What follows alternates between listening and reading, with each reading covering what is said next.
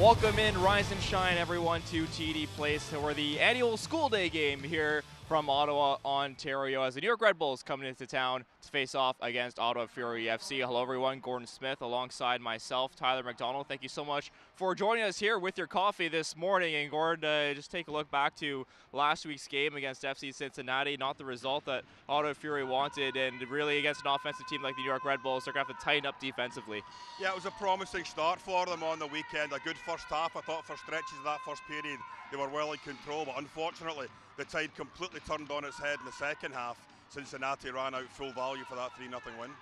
Take a look at a couple players to watch here for FC Cincinnati. Andrew Tenari is your player to watch for today's game for the New York Red Bulls. Yeah, Brian White, the top goal scorer with 4 goals out of the starting lineup. He's on the bench today, so Tenari comes in, 3 goals on the season. He will be someone the Fury will have to keep a really close eye on here this afternoon. A player that played really well last week, but had to be counted as 3 goals against, is Max Crepeau, the goalkeeper. He's your player to watch for Ottawa Fury. Yeah, you know, without Crepeau in goal on the weekend, it possibly could have been 5, 6, maybe even 7. He had some wonderful saves, 3 tremendous stops, I think, in a row there at one point. And unfortunately for the Fury, he was on the wrong end of that 3-0 scoreline. The goals that were conceded, unfortunately, that 50-yard rocket over the head of him, he couldn't really do anything about it. And of course, a chip from 25, 30 yards out for the third goal, it really put the game out of the way of the contest for the Fury. But without his save, some of what we've just seen was outstanding performance by Crepeau, and he'll be looked this afternoon to try and keep this door shut, as you mentioned, Ty, against one of the top scoring teams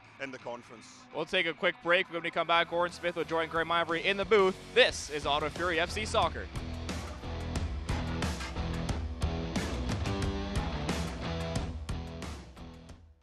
Did you know the Brick is 100% proudly Canadian? We employ over 5,000 Canadians, and nobody knows more about furnishing Canadian homes at the guaranteed lowest price than us. Saving you more. It's not just a slogan. Saving you more is our obsession.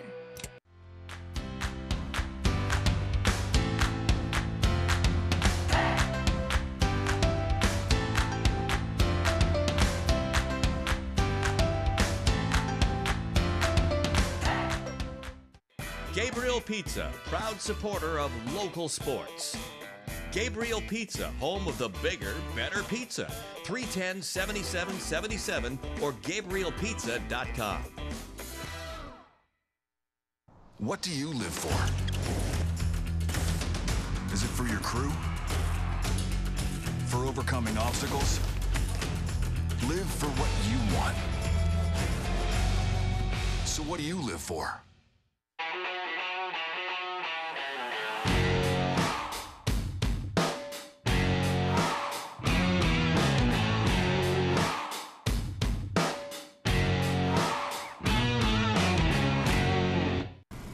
Hey, Impreza. What's new? Well, I've got this available reverse automatic braking feature. Oh. When I reverse, I can automatically brake if I'm about to hit something. All I do is beep. Subaru Beep. Impreza. Beep. Ouch.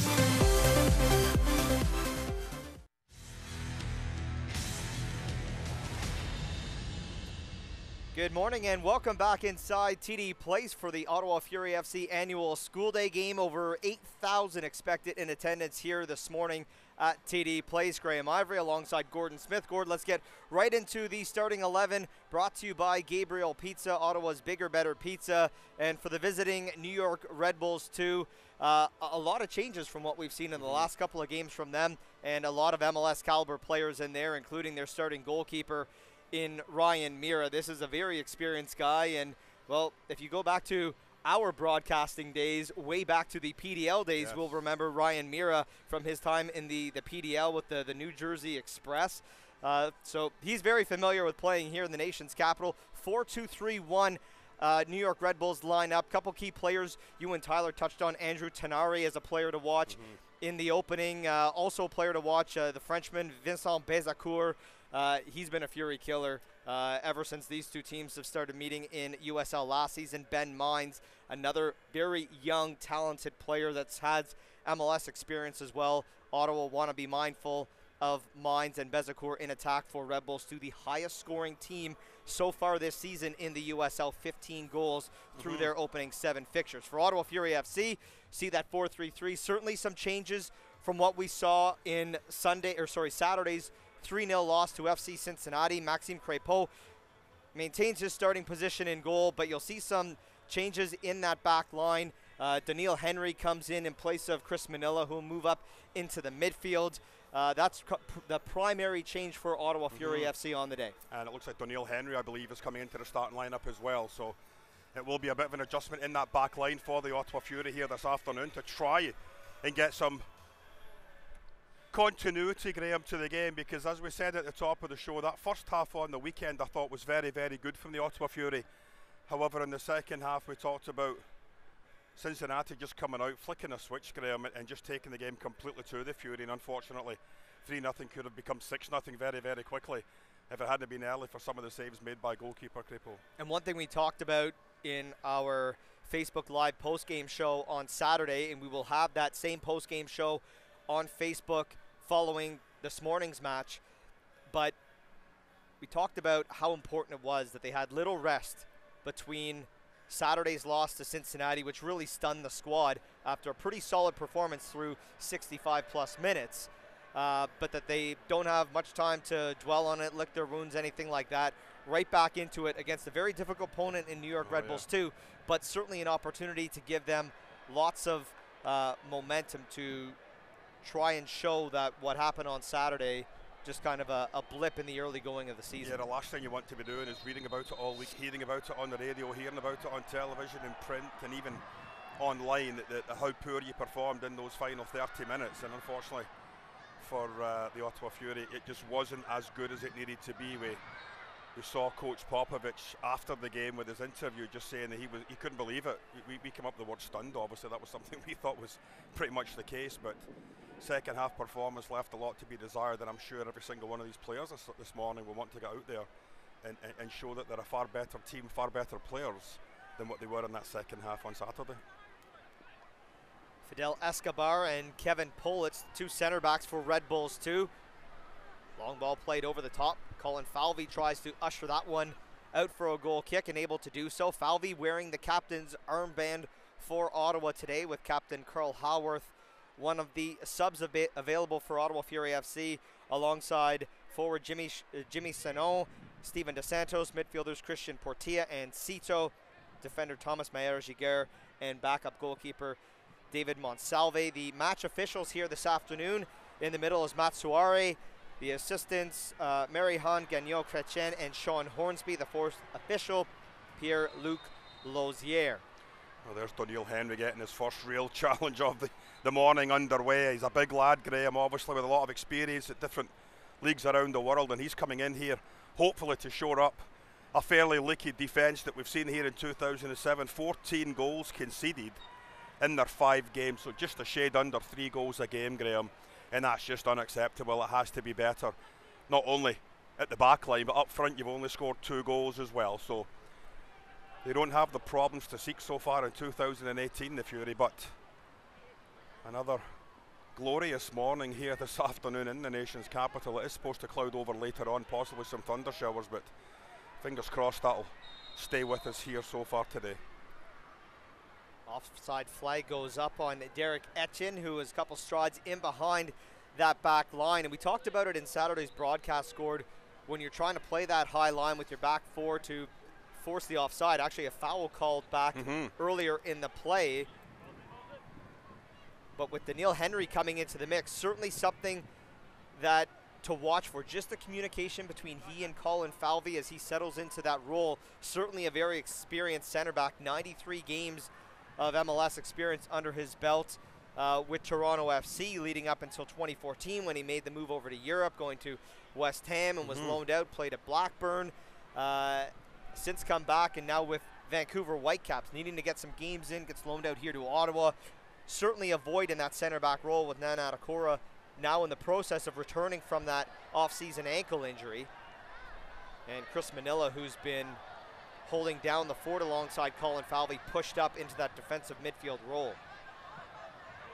I think one of the other key things is that you've now got Obasi in a more natural position for him at left back, as opposed to Mineros, who unfortunately, he's not a left-footed player, he's not a left-back defender. And I think a couple of times he may have been getting caught out as far as his positioning goes. The lad played well in a couple of games that we've seen him here, but when you get a more natural player who's now playing in their comfortable role like Obasi is right now as we see him on the ball, that definitely does make a big difference from your back four lineup, your back four structure and how they set up. Yeah, certainly a big advantage when you look at the experience that Obasi brings to that precise position. The fact that he's left-footed, he can deliver in a good ball. He's missed the last 3 games due to suspension after picking up a red card in that loss in Tampa Bay earlier in the season.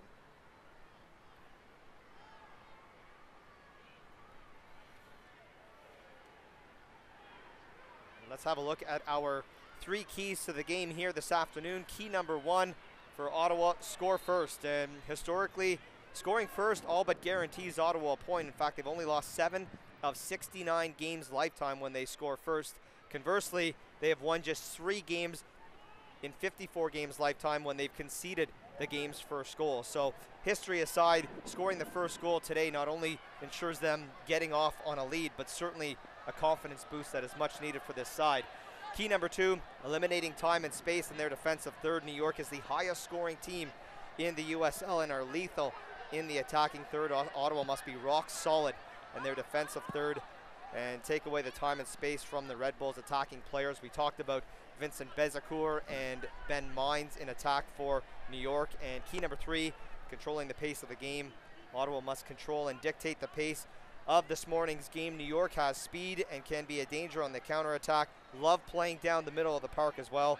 If Ottawa can manage the pace of today's match, they will certainly have success on both offense and defense. I think one of the other things that Ottawa has to be very, very wary of, you're coming up against another team that plays this 4-2-3-1 formation, Graham, where basically you've got 5 players in central midfield against Ottawa's 3. We saw on Saturday how Cincinnati, as the game progressed, used that to their advantage, and they really wore the Fury down in central midfield. We'll have to keep an eye on that here this afternoon to see if that happens again against the Red Bulls. Foul called against Jamar Dixon. Another set piece opportunity coming for New York Red Bulls 2. Only 3 players in this morning's starting 11 from their last couple of matches. As you know, last few games they've had some good consistency in their starting 11. Oh, a free header miss there. Now it comes to the back post. A great save by Crapo, and then a block in the penalty area. Calls for handball, but quickly waved off by Matsuare. Well, that was great save once again by Maxime Crapo. And very fortunate, Graham, because Obasi got caught again underneath the ball. We saw Manella get caught underneath the ball for the third goal on the weekend. When that ball's coming over, it's just not being judged properly. Sun possibly could have been in his eyes a little bit. No, it would have been on the other way, so it's going the other side. So unfortunate for the Fury. Just again, off a set play, getting caught underneath the ball, and it broke in behind him, and a really, really good chance and a terrific save by Crapo very early in this match, Graham, to keep it scoreless. Well, you and Tyler talked about him as a player to watch for Ottawa today, and you spoke highly of his performance, especially in that second half against Cincinnati, and now New York coming back again looking for another opportunity. Derek Etienne. Played out to the wide side. This one delivered into the penalty area. Crapo out to challenge. Makes the save and out for a corner as New York will maintain their threat here. 8th minute here at TD Place, still 0-0, thanks to a fantastic save from Maxime Crapo.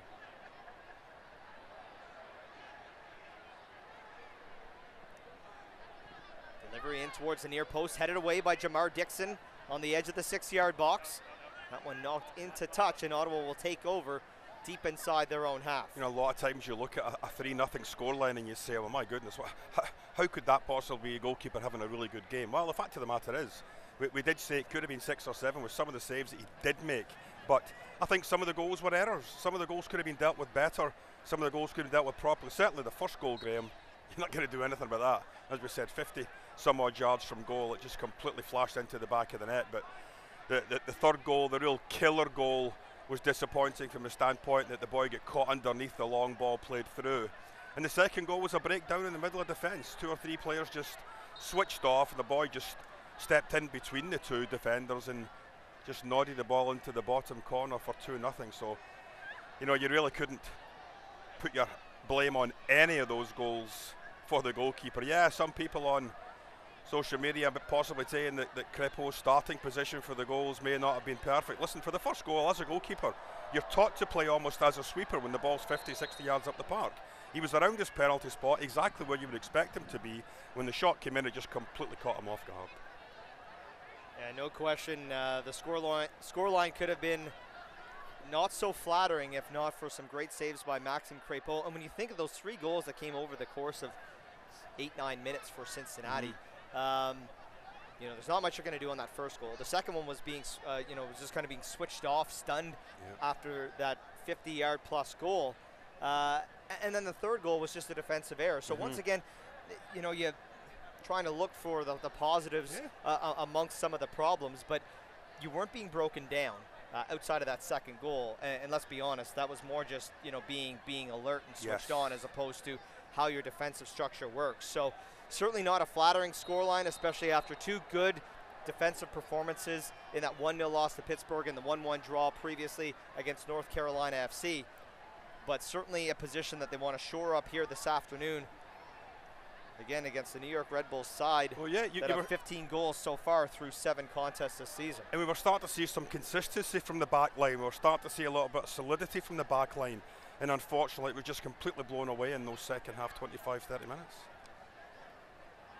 And one of the things we didn't talk about, at least in terms of the keys of the game, is, well, home field advantage and a great crowd here this morning. Over 8,000 plus expected for the second annual school day game, which will set a school day game attendance record that, well, the Fury set last year with 7,551, expected to be over 8,000 today.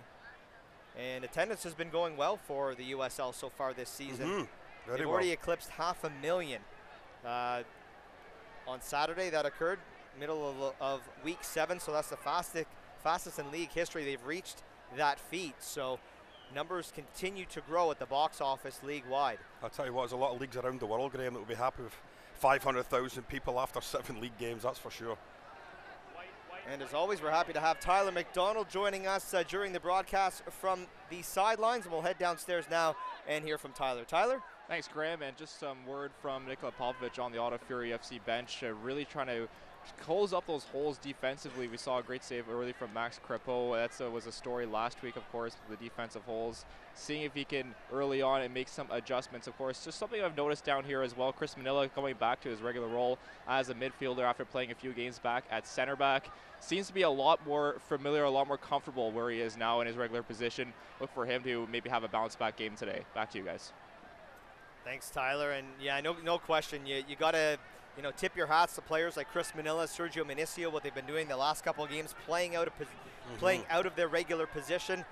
And I'm sure Manila happy to be back in his more preferred defensive midfield role. Yeah, and I think a word has to be given to Portilla, who filled into that central holding midfield role. And I thought that the 1-1 game against Carolina was exceptional. He was right up there possibly for a player of the game, along with Colin Falvey.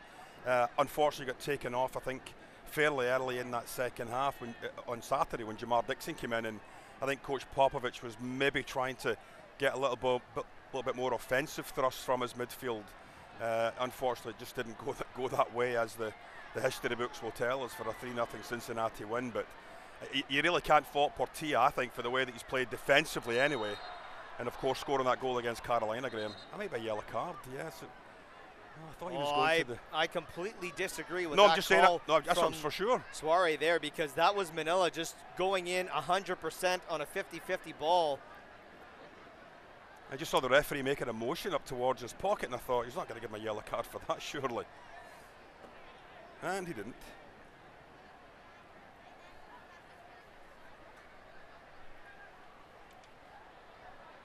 Select is the official soccer ball of the USL. For the latest Select products and special offers, please visit www.selectsportamerica.com and receive free shipping on orders over $50 as that ball bounces out for a goal kick as we tick over into the 14th minute here at TD Place. Scoreline remaining 0-0 between Ottawa Fury FC and New York Red Bulls 2, as we hope you're enjoying this early morning broadcast as part of the second annual school day game for Ottawa Fury FC. And a reminder that we'll have the Fury FC post-match show on Facebook Live following today's match. We'll hear from Fury FC head coach Nikola Popovic, among others, from the media room downstairs. Well, you talked about 8,000 plus here this afternoon, Graham. I hope all those kids over in the North Stand brought some sunscreen, because it's going to be a very sunny day. A lot of them will be going home with red faces here this afternoon. No cloud basically to speak of as far as coming through the stadium. So very, very warm, hot, sunny day here in the nation's capital, and hopefully we get a bit of a spectacle here this afternoon, one way or the other, for the Ottawa Fury. Good touch there by Jamar Dixon in the midfield to work his way out of pressure. Outlets to fellow Ottawa native Eddie Edward. Tried to play that one out wide, looking for Tony Taylor. That one in behind him. Good block in the midfield by Eddie Edward. Jamar Dixon takes over quickly to Chris Manella. Under pressure now. Good work there to maintain possession. Finds Kevin Oliveira. Daniil Henry. Now to Onwell Obasi.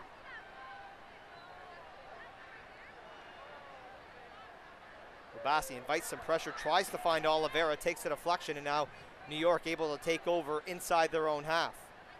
And one thing we're seeing, obviously, Gerardo Bruna has pushed up from his midfield role that he usually played in the first 3 or 4 games, Graham. He's now as the central striker, but much like we saw Reid on the weekend, dropping deep into midfield to try and give a little bit of support. Opportunity now coming for New York. Good defensive play there, as Ben Mines was able to gain control in space, but the second touch let him down. Kevin Oliveira now for Ottawa. Room to work down that left side. Outlets to Adonijah Reid. Reid tries to go inside out, still in possession here. Now 2 New York players converge on Reid, still going. Yeah, he needed some help there, Graham. I mean, he was 1v3 at one point. Oliveira was a good 15 yards behind him. He just takes a better angle, giving him an outlet ball, possibly supporting a little bit better. He may have been able to work a 1-2 or something with Reid, but a youngster there 1v3 against a lot of experience down in that New York Red Bulls corner area. Oliveira outlets to Gerardo Bruna, pushes it to Jamar Dixon and finds Eddie Edward in space on the right side. Edward tries to find a seam and run through it, pokes it forward for Bruna, able to control but loses it on the second touch. Under pressure from New York, now an opportunity for them to clear. Falvey directing traffic, Daniil Henry first there for Ottawa, but New York maintains possession. Yeah, not the best of clearances by the big lad. He had to get that either into the stands, Graham, or well into the New York half. Falvey with the poke there, takes a deflection.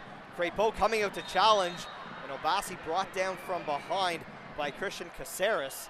Foul called inside the Ottawa penalty area, and Crépeau will take over. Well, Crépeau's not happy at all with Obasi. I think Obasi initially looked towards his goalkeeper to come out for that, and the goalkeeper was expecting Obasi just to get it cleared. Yeah, we see the two of them there just having a little bit of a discussion. Not what you'd like to see, certainly, but the fact of the matter is it did get cleared. Obasi was fouled, and it's a free kick, sorry, for the Fury inside their 18-yard box. Graham, we talked about the 3v5 in central midfield, how with that 2-3 that the Red Bulls have, it is going to make it difficult for the Fury to find some time and space in there. That's when it becomes imperative for Eddie Edward and Obasi to get down those flanks. We harp on it so many times, Graham, but in this, what a piece of skill there. Yeah, a little bit too much though. He did get the free kick though. But in this formation, you've got to make sure you maintain your width in midfield. And to do that, you've got to get those fullbacks activating a little bit earlier into midfield, releasing, so to speak, and making sure they provide an outlet ball for the 3 that are against the 5. Because if you concede that midfield area of the park, Graham, it's going to be a very, very long afternoon for you. Ottawa Fury dispossessed inside their own half. Taylor trying to win it back for Ottawa, but New York passing it around well down that left side. Taylor again closes down his man. And foul called there against Tony Taylor.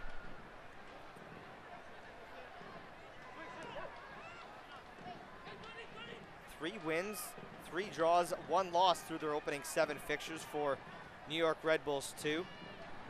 Unbeaten in their last 5 contests with 2 wins and 3 draws. And if you look how the season started for New York, at least defensively speaking, they conceded 7 goals inside their opening 287 minutes. But in their last 343 minutes of play, not including today's match, conceding just 1 goal, and amongst that impressive defensive form, a 5-0 win over the Tampa Bay Rowdies back on the 14th of April. So that was a real stunner. Yeah, no question, no question. And we've seen Tampa Bay, and they handed Ottawa a 5-0 victory earlier in the season. So whatever some kind of missteps that were plaguing their defensive side of the game early in the year, certainly not to be found in their last 4 games.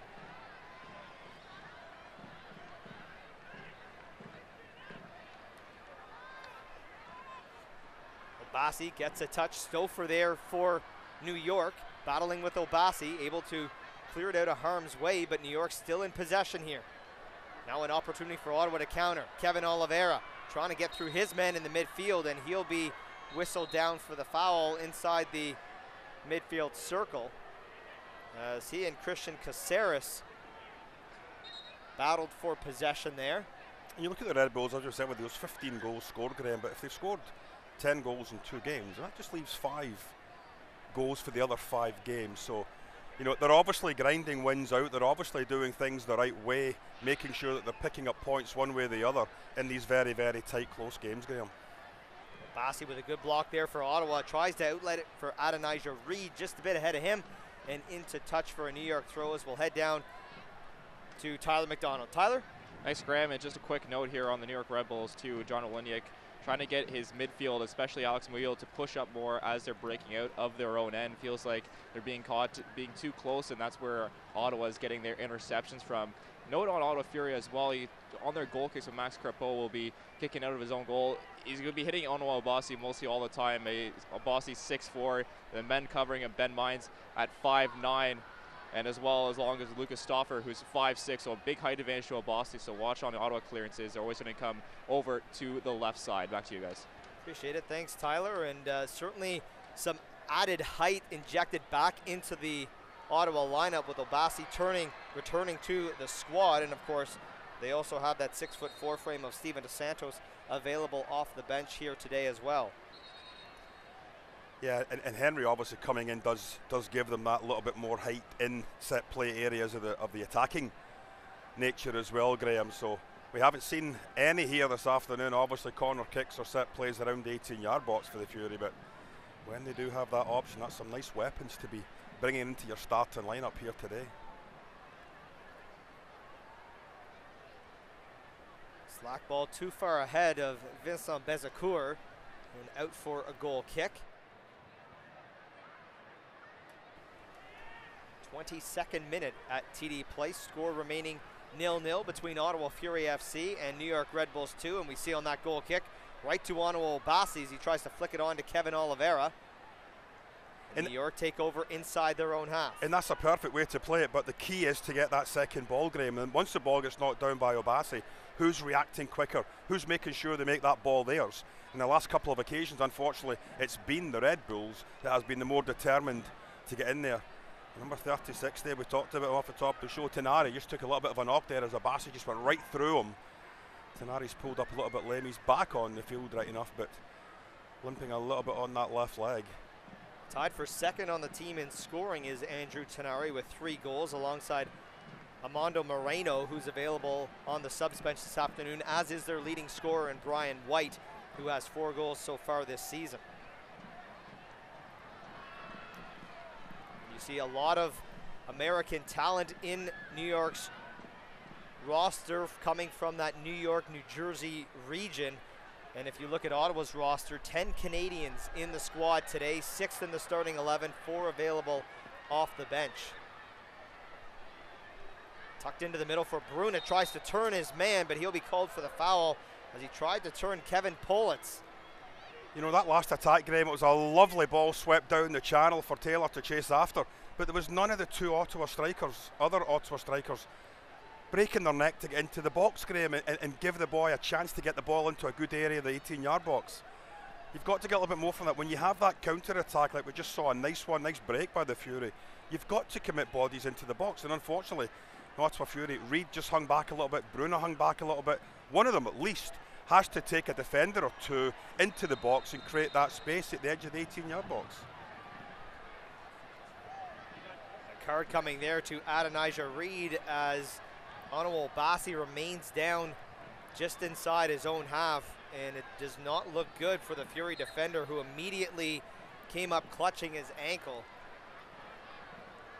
No, it doesn't, Graham, and you know, like when you've been out from game action for 3 games, certainly you're able to practice while you're under suspension, but it's just not the same as getting into those full-blooded 50-50 tackles, and unfortunately for Obasi, I'm not quite sure whether it was the tackle that caused it or whether it was maybe an earlier tackle and he just aggravated it by twisting the ankle or something, but he does not look comfortable at all. And well, your only other option, as we said, that you've had over the last few games, I really believe Manicio was on the bench as a substitute. The only other defender you have is Mayor Giguère, that's down as a recognised defender. You've got 1, 2, 3. Rolled the ankle. Yeah. On the look of the replay we have here on that left leg, and it's one of those things where he looks okay. It can just be like that temporary stinger. As he's up and able to put some weight on it now. Well, I don't think they'll be able to afford a lot of time, Graham, between making a decision whether he's going back in or whether he's being taken off, because you've got to get that back four as solid as you can. And I think so far inside these first 25 minutes, it's looked good. There have been 1 or 2 breaks certainly down the flanks that maybe a bit of a cause for concern, but you've done your best to stifle New York, this 2-3 in midfield, to limit their chances up front, and fortunately for the Ottawa Fury right now, again, much similar to Saturday's game, you know, it's kind of 50-50, Graham, here in this first half. Set piece coming now from New York Red Bulls 2. So they try and sort things out. All sorts of traffic trying to be directed here. This one delivered in dangerously to the penalty area. Oh. Great save by Maxime Crépeau off that close range header. Oh my goodness, that was an absolute terrific save, Graham. We see the ball comes out, well, a little bit of a hint of offside there, but my goodness, look at that, throws himself to his right. What a terrific save, Graham, that was, to keep it scoreless. Yeah, centre back Kevin Pollitt's getting himself into the penalty area in a diving header, turned aside by the diving Maxime Crépeau in the Ottawa goal. Corner cleared. Set back into the penalty area.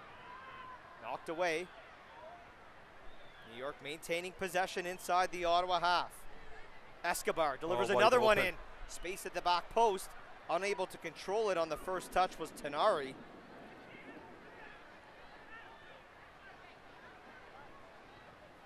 New York still in possession inside the Ottawa half. 27th minute here at TD Place. 0-0 between Ottawa and New York. Good touch there by Kevin Oliveira to win back possession for Ottawa, albeit momentarily, as it takes a deflection off his shin and out for a New York throw. Mines with that low delivery in. Knocked away by Daniil Henry. New York still in possession here. That one takes a deflection, and Mines will let that one bounce out for another New York corner. Listen, New York, Graham, have had a number of corners, and every single ball's been played into that front post area, but the ball has, Crépeau's gone down now. The ball hasn't been good enough, and it hasn't even gotten beyond the first defender, which usually has been Jamar Dixon standing on that 6-yard line. You're bringing up big lads from the back, Graham. You've got to make sure you give them an opportunity to attack the ball, get it a little bit deeper, around the penalty spot area even. To keep putting it into the front post area and getting blocked is absolutely no use to you. And while the athletic therapist Francois Martel comes out to check on Maxime Crépeau, we'll head back downstairs and hear from Tyler McDonald an update on Onwell Bassi. Tyler? Well, thanks, Graham. And Bassi had to take his shoes off there, get some more structural work on the tape to try and secure that left ankle once again. It seemed like he rolled it, trying to cut there. Also trying to keep the swelling down as well, as had some ankle issues in the past, but he looks like he's going to try and continue here. Subs are warming up, and now the concern, of course, goes to Max Crepo. David Monslava warming up for Fury FC to see if he might come in action here. Back to you guys. All right, thanks, Tyler. And yeah, just having a look down now while they're tending to Maxime Crepo, Ottawa Bassi with a bit of running around inside the penalty area, trying to test out that ankle. And of course, the troublesome part for Obasi as well is that he's a left-footed player. Graham, we talked in a previous broadcast about the injury situation here with the Fury, and if the pre-season situation isn't the best, obviously being indoor all the time, but the number of injuries that this team's had to deal with has been incredible. Certainly far too many for Nikola Popovic's preference as New York deliver that corner in, headed away by Jamar Dixon. Falls at the top of the penalty area, and that one skied high and wide and out for a goal kick. Oh, Abbasi's done. He's down again. Abbasi's finished for the afternoon.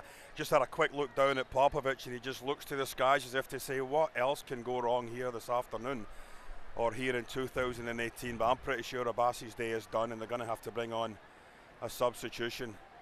And from having a quick look, it does look as if it's Meyer Giguère coming in, Graham, and I just wonder if Henry might slip out into left back and Giguère will go into central defence. We'll have to see how that shakes, but Abbasi's afternoon is done. He is finished. Well, the injury bug continues to bite, and it certainly stings this time because they've been wanting to have a left back into the Ottawa lineup. And unfortunately for Nikola Popovic's side, Ottawa Bassi, his day is done after just 30 minutes after returning from that 3-match suspension. And as disappointing, Graham, as it is for Coach Popovic, it has to be immensely disappointing for Abbasi himself, because he could be looking now at another 2 or 3 weeks off with an injury here to his ankle. Certainly, he missed those 3 games for suspension, and if you are now missing more time, I mean, a third of the season could be over, Graham, by the time you're ready to get in there back up and running again. Well, Bassi has come off, still waiting for Meyer Giguère to enter the match.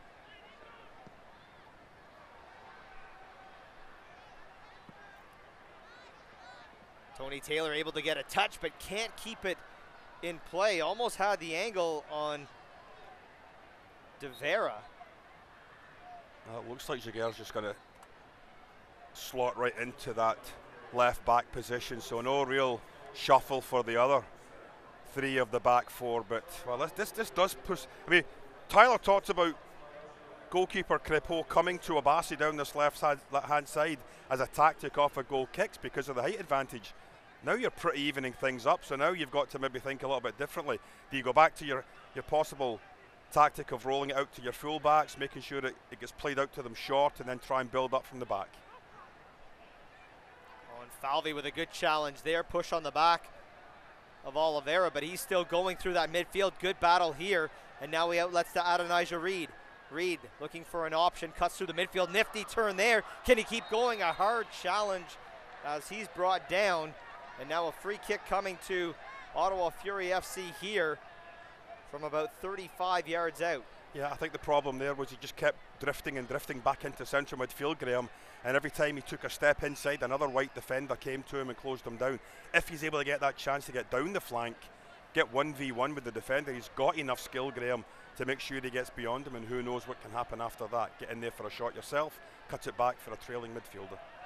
Both Gerardo Bruna and Kevin Oliveira standing over the ball for this upcoming set piece. We've seen both try their fortunes so far this season, with Oliveira with the better of the opportunities so far for Ottawa. Oliveira with the low delivery there, gets it to the right side of the wall, but off target. No harm done for Ryan Mira in the New York goal, and out for a goal kick. Yeah, it was pretty disappointing. You had, you're roughly 28, 29 yards from goal, Graham. You've got to at least get it on target, and unfortunately for the Fury, that ball just was low and it went well wide, and pretty tamely hit as well. It wasn't struck with much venom at all. Well, Ryan Mira has spent most of the MLS season so far as the backup to Luis Robles with the MLS club in New York, but certainly has an impressive resume, lots of MLS experience. We've already seen him play in the PDL. He's kind of gone through the ranks that you would want to see him go through in kind of the U.S. soccer structure, playing in the NCAA, going PDL into USL and then MLS. So certainly following the development pyramid there. And at 6'4", that's a big frame, hard to beat a goalkeeper low. He's very mobile and very agile. Not easy to beat high either, for that matter. Well, as a wise man once said, you can't teach size, and as a goalkeeper, you've got to have it. You know, a lot of times you've got goalkeepers that are outstanding, 5'10", 5'11", that's fine, but they're left wanting a little bit on high balls, dangerous balls played into the box. When you're 6'4", Graham, when you've got that opportunity just to take a slight jump and catch that ball, pluck it right out of the air, that makes the job so much easier as a goalkeeper.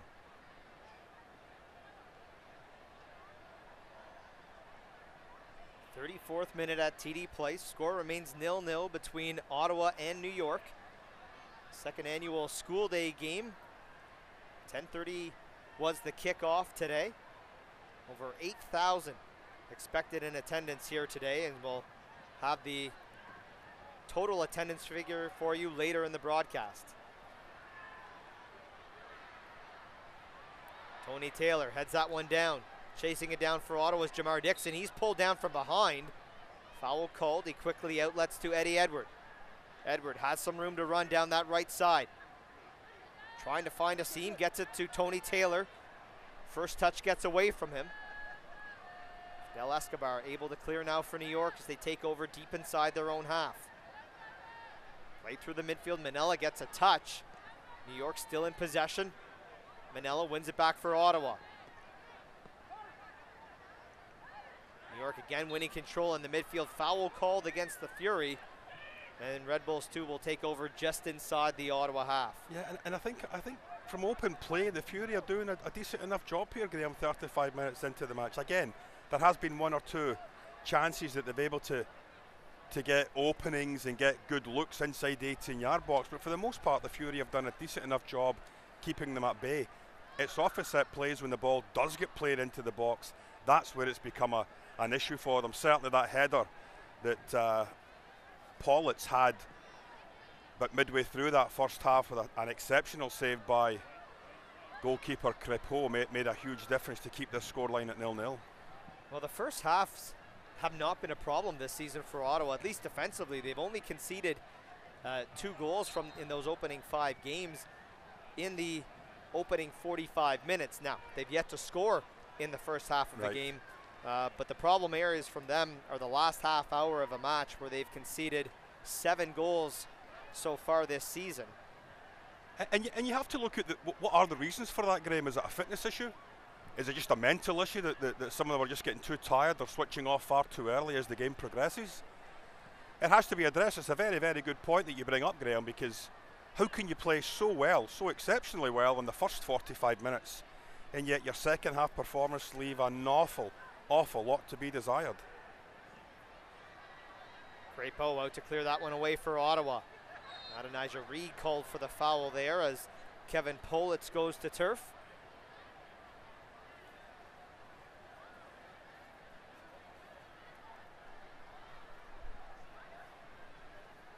Mines battling with Mayer Giguère.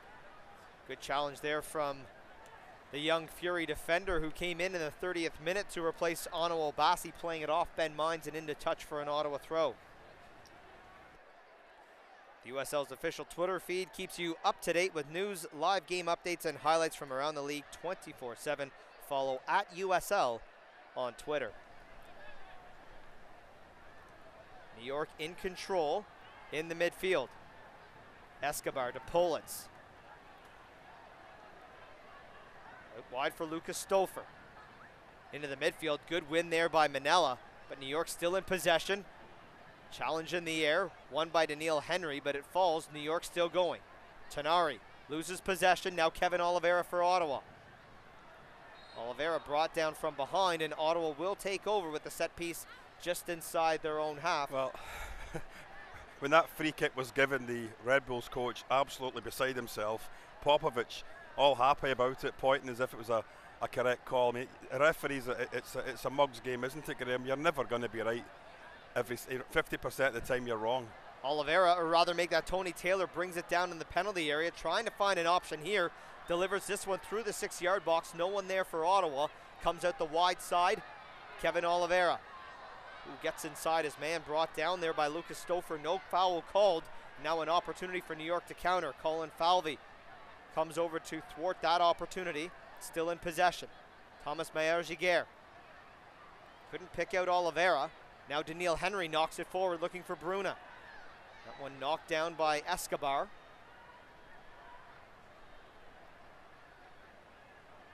Plays that one forward to Mines. Good challenge there from Daniil Henry to win it to Mayer-Giguère. Second touch gets away from him, out for a New York throw. Well, Graham, that last counter-attack there with the Fury, when Taylor got that ball in a really, really good position on the far side, there was one player in the box against 4 white shirts, Graham. And that's just not good enough. That's exactly why you're a team that's only scored 2 goals in roughly 5.5 games, Graham. You just are not getting bodies into the box when you're in good advanced positions in the park. Mayer-Giguère brings that one down, tries to find Oliveira. Now has it under control. Back to Mayer-Giguère. Surveys his option and switches it over to the right side for Eddie Edward. Edward has some room to work here, has Tony Taylor trying to make a run down that right-hand side. Has to check up his run to stay on side. Now it's switched back over to the left for Oliveira. Oliveira cuts to the middle. Oh, great ball in for Adonijah Reed. Gets a touch, keeps it in play, delivers it back through the penalty area. No one there, unfortunately, for Ottawa. Great work by Adonijah Reed to maintain possession away from Ryan Mira, who came charging off his line. But New York now with a throw in deep inside their own half, looking to clear. Well, the first real penetrating ball we've seen for most of the afternoon by the Ottawa Fury. Oliveira, lovely ball slipped right through there to Adonijah Reed. Lovely piece of skill, got to the byline when he chipped it to the back post, though. Unfortunately, nobody was waiting to put it into the open net, because that was exactly what it was. Goalkeeper had committed at the front post area. But nice little piece of skill there by Oliveira, lovely piece of skill by Reed. However, it's still 0-0 here with 5 minutes left to go in the first half. Oliveira back in possession for Ottawa. 3 New York players converge on him and win back possession, and now try a counter here. Daniil Henry first there for Ottawa. Knocks that one into touch. New York to take over on the throw deep inside the Ottawa half. I think that's one thing that's really impressed me but by New York, Graham. When the Fury do get that ball in central midfield, looking for some time or space, there are 2, at least 3 white shots at times completely swarming around the Fury player, and it makes it really, really difficult. Lucas Stouffer gets to the goal line, delivers that one through, headed away, and out for a New York throw as they continue to pressure deep inside the Ottawa half.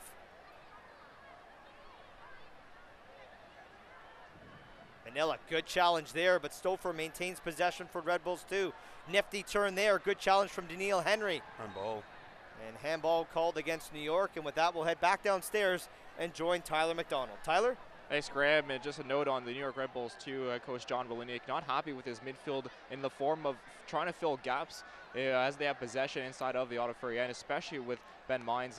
Didn't feel like he was making the break on the outside, and then when the ball on the opposite side of the field, didn't feel like he was coming in and doing what he was told, was the quote that John Voliniak said. So try to see some adjustments in the midfield for the New York Red Bulls coming to the second half. But back to you guys. Appreciate it, Tyler.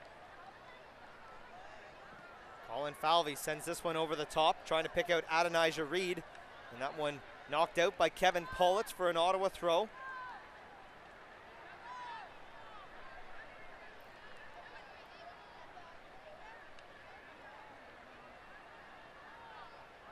Oliveira looking for Taylor, that one knocked down. And when you look at how New York defend, especially inside their own defensive third, they don't like those 1v1 opportunities. They're always sending a second man in. And how many times have we seen Reed and Oliveira and even Gerardo Bruna always having to contend with 2, if not 3 white shirts every time they're in possession in and around the penalty area. And that's why I'm surprised that the Fury aren't trying to get that ball out to their feet a little bit quicker. Get it to Taylor quicker. Get it to Reed quicker. And if you do get that 1v1 opportunity, Graham, it's going to work to their advantage.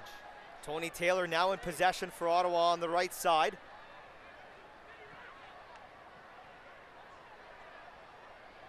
Knocked away from his feet, and New York taking back control, albeit momentarily. Bruna won it back.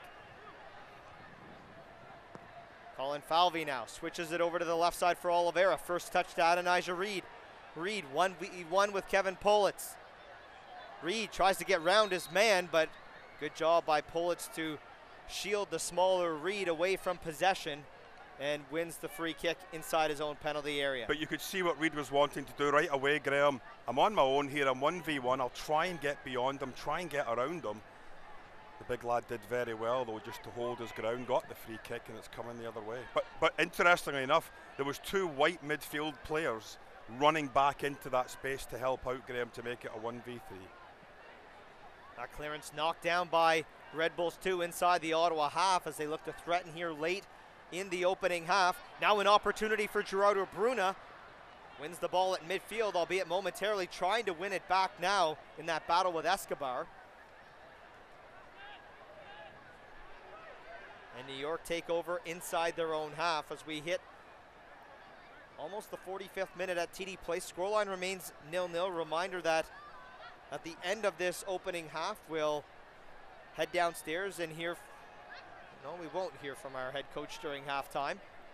But during our halftime segment, we will hear from Audra Sherman about the great work that Fury FC are doing in the community through the Fury Fit program and other work that they're doing.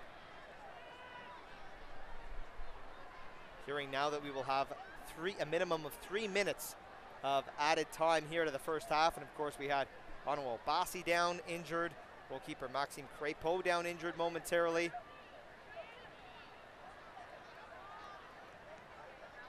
Taylor brings it down for Ottawa to Eddie Edward. Back to Jamar Dixon, quickly under pressure, trying to find an option, and picks out Chris Manella. Now for Eddie Edward, gets past one man. Tries to send that one down the line. A bit too heavy for Tony Taylor to get on the other end of, and out for a goal kick as we've hit the 45th minute here at TD Place.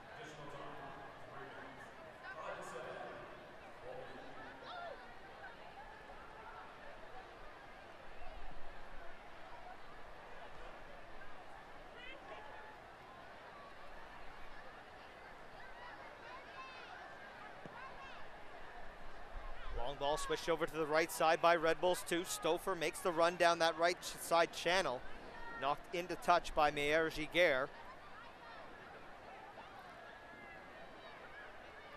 Stouffer again for New York. Can't get by Daniil Henry. Good challenge there. Adonijah Reed pokes it forward. And now the foot race begins. Played all the way back to Ryan Mira. Bruna still giving chase. And he outlets that one to Fidel Escobar. Paints the line nicely to pick out Ben Mines, but flag is up as it checked up off the turf and into the hand of Ben Mines. Well, the crowd here, the 8,000 plus that were expecting him, just a little bit flat. I think they're expecting something to happen fairly quickly. Obviously, I think we'll get to half time at 0-0, and we're looking at a second half performance, hopefully by the Ottawa Fury, a lot better than we saw on Saturday. But it's in the attacking third, Graham, that the Fury just have really struggled again here this afternoon. Some of the build-up play just hasn't been as crisp as it needs to be to get it forward into good advanced positions. Eddie Edward down that right side, cuts in onto his left. Edward still going, looking for an option. Plays it out wide. Jamar Dixon finds the loose ball. Back to Eddie Edward. Touch not heavy enough to find Tony Taylor, and now New York take over deep inside their own half.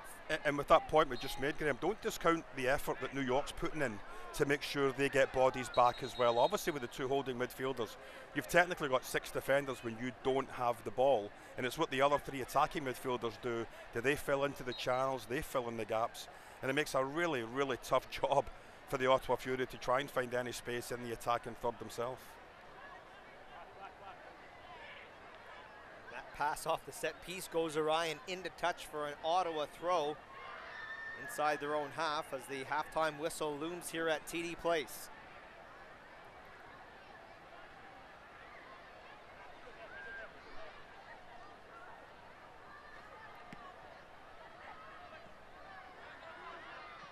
New York winning back possession inside the Ottawa half as they look to do something here before the whistle. Derek Etienne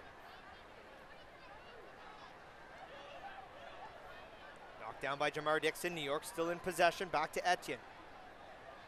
Offside. Offside flag is up. I'm not sure if Henry just saw that was an early run into a danger area and just decided to hold his ground, get the player caught offside, but either way it was a good decision from him to allow the attacker to continue his run.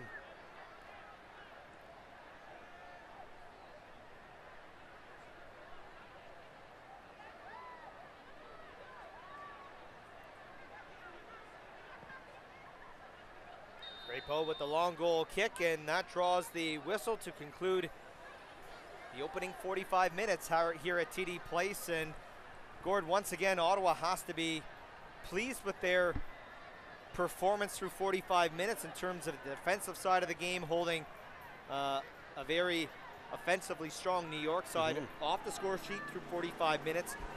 Possession was pretty much 50-50. We didn't really see a big chance from Ottawa outside of the half chance that was created in that give and go with Oliveira and Adonijah Reed. A couple of big saves from Maxime Crapo, and the Ottawa goal has us scoreless through 45 minutes. I think overall the word possibly is flat, Graham. It's just been a flat performance by the Fury. I don't think there's been an awful lot of ingenuity. I don't think there's been a lot of creativity. Certainly in the attacking third, the midfield is kind of bogged down a little bit. Play seems to stop 30-35 yards from goal. I think that needs to change in the second half. Yes, you are up against a very, very potent offensive team. You may be just coming back, 3 or 4 or 5 yards towards your own goal to make sure they don't get a goal. The fact of the matter is, we talked about quality chances on the weekend. You're just not creating enough right now if you're an Ottawa Fury player. We were already talking about the injury situation that Nikola Popovic's side is already facing. Losing another one in Onwell Bassi just after returning from suspension after a half hour. He's done. And you add to that with the heat that they're facing today, you've already burned through one sub through the first half hour of this match. So we'll be interesting to see how that's tactically managed in the second half. Yeah, and we talked about, like this break, this definite break we have from a first half performance and a second half performance. If it is a fitness level, this type of afternoon is really going to show it. And 60, 65, 70 minutes, some of these lads might be doubled over looking for some air and trying to get a rest. Coming up in our halftime, we'll hear from Audra Sherman with Ottawa Fury FC about all the great things that they're doing in the community through the Fury Fit program. We'll have stats, highlights, and more. 0-0 through 45 minutes at TD Place. This is Ottawa Fury FC Soccer.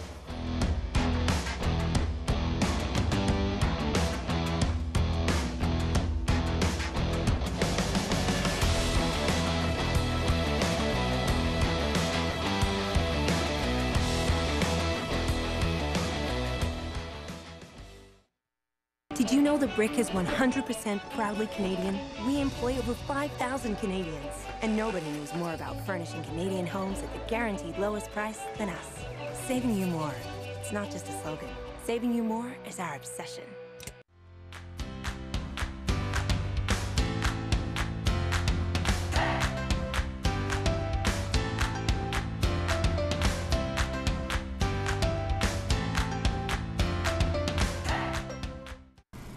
Hey, Impreza.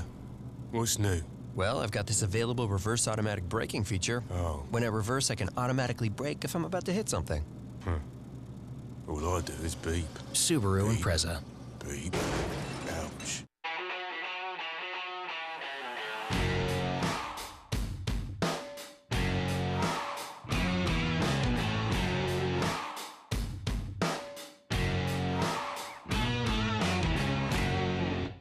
Gabriel Pizza, proud supporter of local sports.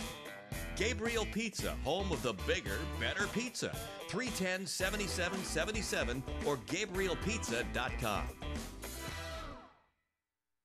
What do you live for? Is it for your crew? For overcoming obstacles? Live for what you want. So what do you live for?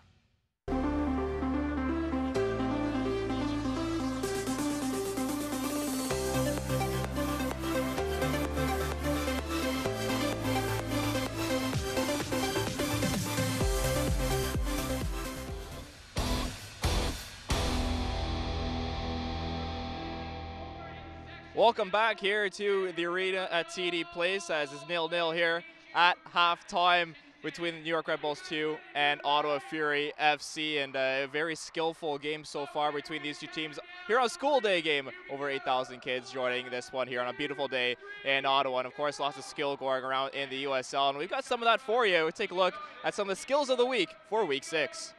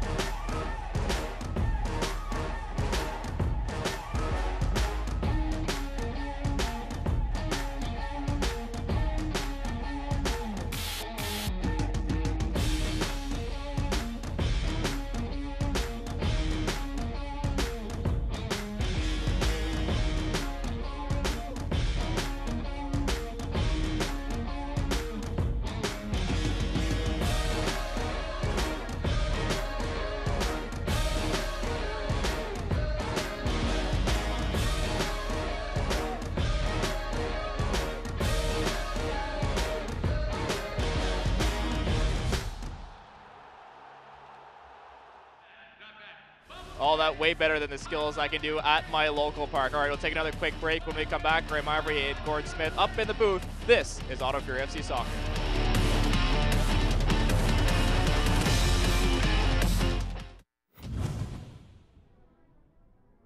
Welcome to the Breakdown once again. Thank you to everyone on social media that's given me positive comments, and I really appreciate the support. Here's episode 5, week 6 of the Breakdown.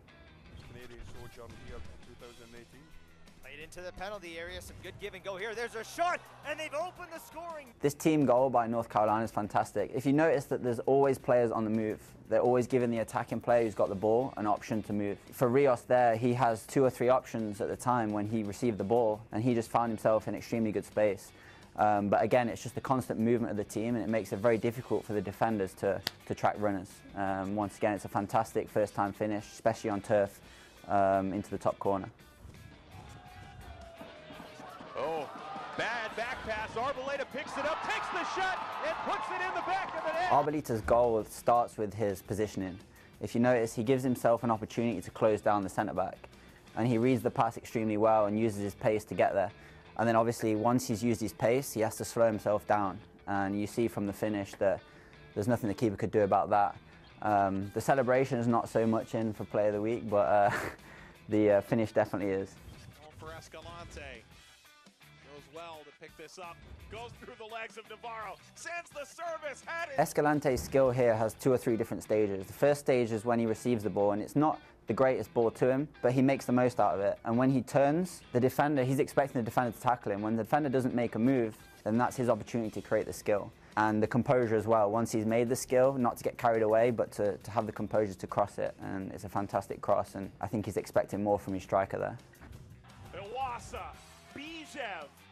Bijev cuts, plays it across, oh, it's in! When Hall receives the ball here, it's not the easiest ball to deal with. He uses it to his advantage, and it draws 2 defenders out. And once he's drew the 2 defenders out, it then creates more space for Bijev. And when he receives the ball, I think the defender's expecting him to go on his right foot, but he does a fantastic skill. And at a tight angle there, it's a fantastic finish. The composure to relax himself, but to slot it through the keeper is fantastic. And it makes it very difficult for the keeper to get down low when he shoots it at his legs. I hope you've all enjoyed episode 5, week 6 of the Breakdown. I look forward to seeing you next week.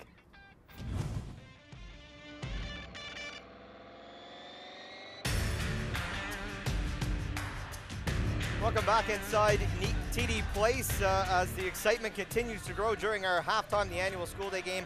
Over 8,000 plus in attendance here this morning. Graham Ivory alongside Gordon Smith, happy to be joined by the Fury Fit Program Director, Audra Sherman. Audra, a fantastic initiative that you've been working on over the last couple of years, and it's really starting to take shape in the community. Talk to our listeners and our viewers about what the Fury Fit program is about and what you aim to do with the program. So the whole concept is to connect with the community and provide development opportunities. So any ability, any age could take part. We have different streams. So we have our development stream, which is more grassroots. Then our talent stream and our perform stream for the higher end players. And it's mostly always in partnership with different organizations. And basically it's just to support the development and connect our pro organization with our community. And you've been involved in the game as a player and as a coach. You've been at the grassroots level, you've played at an elite level. Talk about the value of having a program like this, as we've seen the game really grow in leaps and bounds, especially with a pro soccer team here in the community now. Talk about the value of having these types of things in place to help, make people enjoy the game more, but certainly help develop those players that have that skill set at the young age to hopefully develop more players for our national teams program on both the men and women's side. Yeah, I think it's important that we unite. We need to start working together, because if we really want to progress players through this system, we have to work together. And as a pro organization, that's really important. We have to take a first step in that and kind of lead the way. And I think this is a great way of keeping players in their system, support the system, but show like there is a pro team here. There is an avenue through to a pro level, and that's where I see it's very important that we're kind of the top people in it. And what are some of the local organizations that are taking advantage of this program? So one of the bigger ones is Cumberland United. We also have West Carleton, Kemptville, a lot of like Ottawa Internationals on our women's sides. We connect with them. Yeah, there's a lot of great clubs that are really supporting us. So, Excellent. yeah. Excellent. And just one more quick one for you. Just talk about the value of having some of the coaching staff, like Victor Opong, involved in the coaching with this, as well as some of the players that are helping, connect the skill set with these young players to, who come here and watch these players in action. Definitely. I mean, Victor's great now with our men's performance program. It's the idea of a lot of players from 15 on, maybe they got lost in the system. So Victor has a 10-week program where he's going to invite about 22 players in with Carleton University. So we've kind of merge those two elite programs.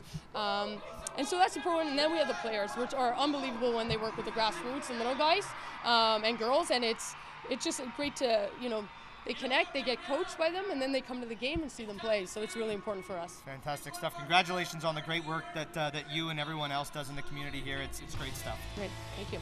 Time for a break here as when we come back, stats, highlights from the opening half. This is Ottawa Fury FC Soccer.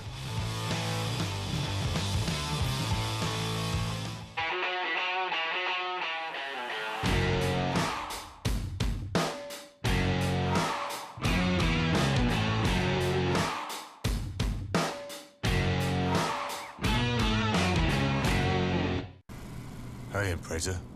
What's new? Well, I've got this available reverse automatic braking feature. Oh. When I reverse, I can automatically brake if I'm about to hit something. All I do is beep. Subaru Beep. Impreza. Beep. Ouch. What do you live for? Is it for your crew? For overcoming obstacles? Live for what you want. So what do you live for?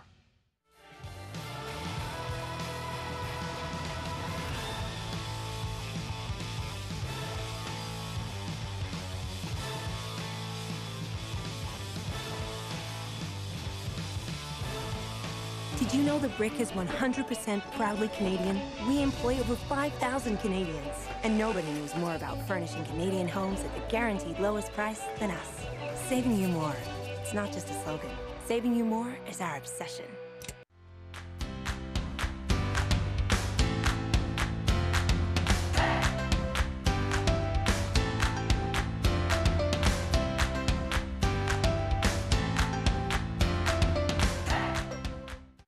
Gabriel Pizza, proud supporter of local sports. Gabriel Pizza, home of the bigger, better pizza. 310 7777 or GabrielPizza.com.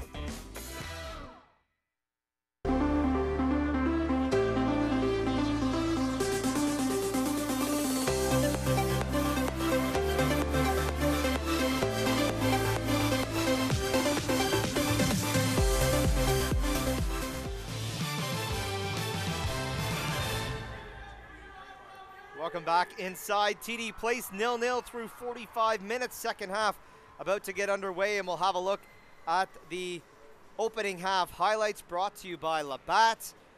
Gord, certainly not much to speak for in terms of offense from either side, but some fantastic saves, a pair of them from Maxime Crépeau in that opening 45 minutes, and that's why we remain scoreless. Yeah, certainly the header off Pawlowski was fantastic.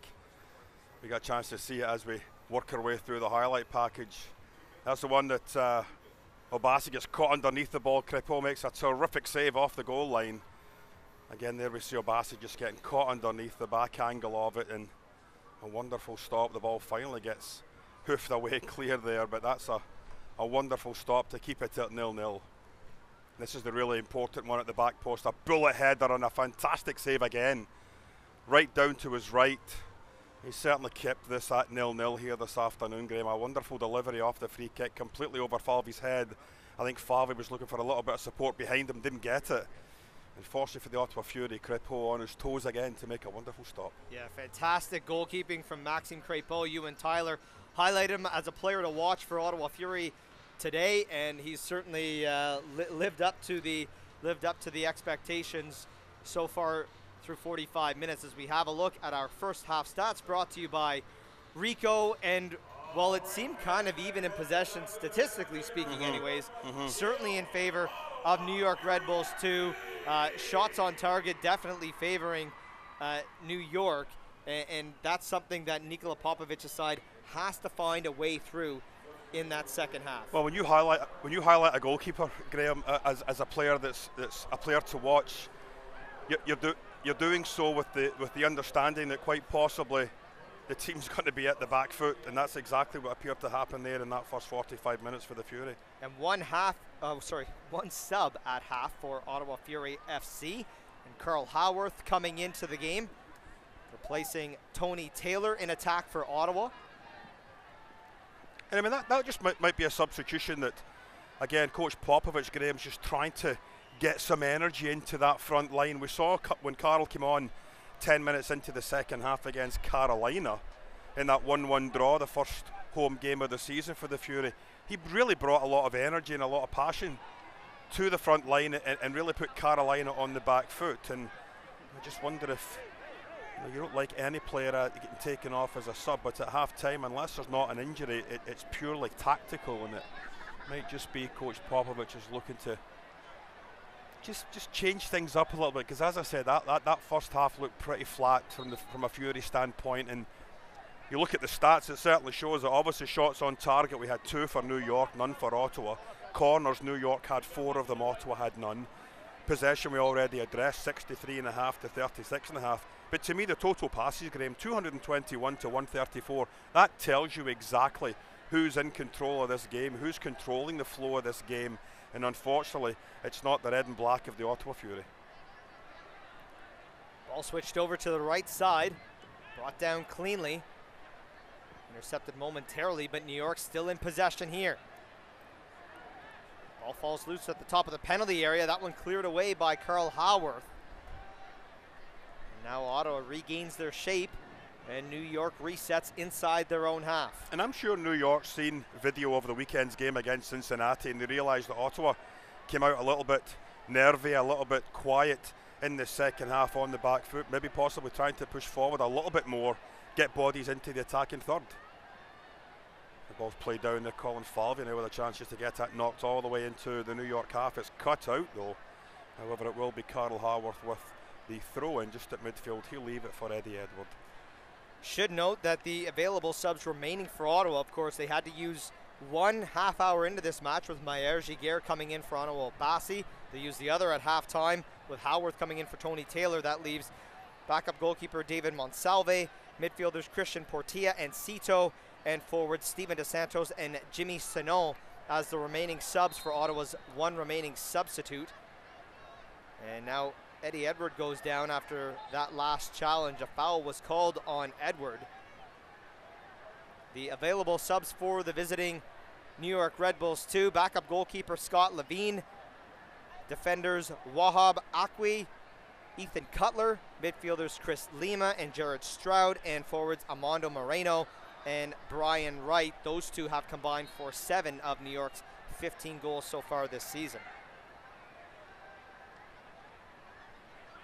And a record-setting day here at TD Place, an attendance of 8,084, a school day game record here in the USL. As fantastic crowd.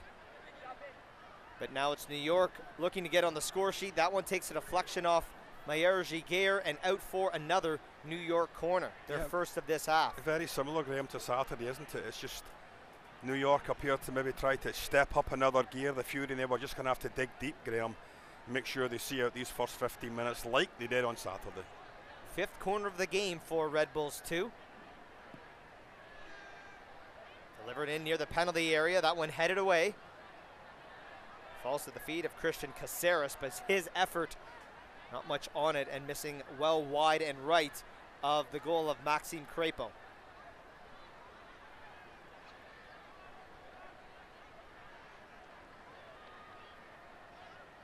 Well, I'm sure Coach Popovich will be expecting a second half performance that will be more akin to what he's expecting from this team here in 2018, trying up that possession stat.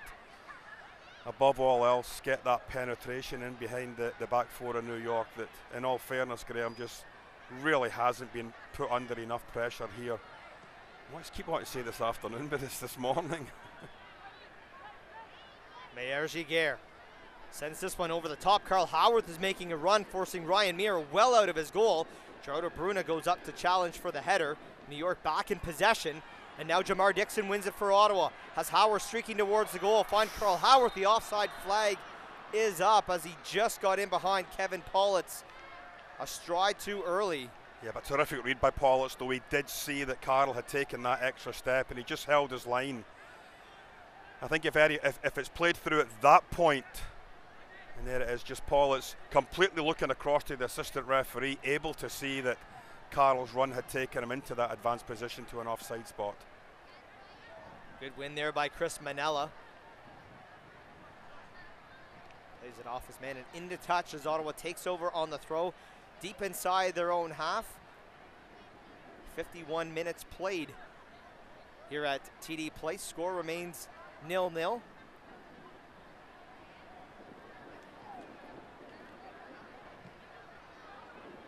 Reminder that following today's match, you can head over to the Ottawa Fury FC Facebook page, as we'll have the Facebook Live post-match show. We'll also hear from Fury FC head coach Nikola Popovic, our man of the match as well.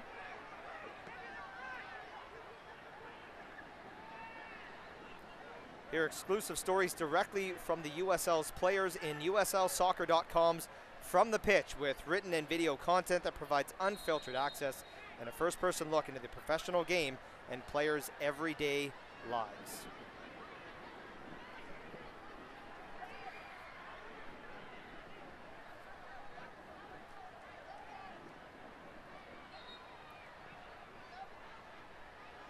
Crépeau's goal kick headed back down. New York back in possession now inside the Ottawa half. Long ball played over the top, brought down by Colin Falvey.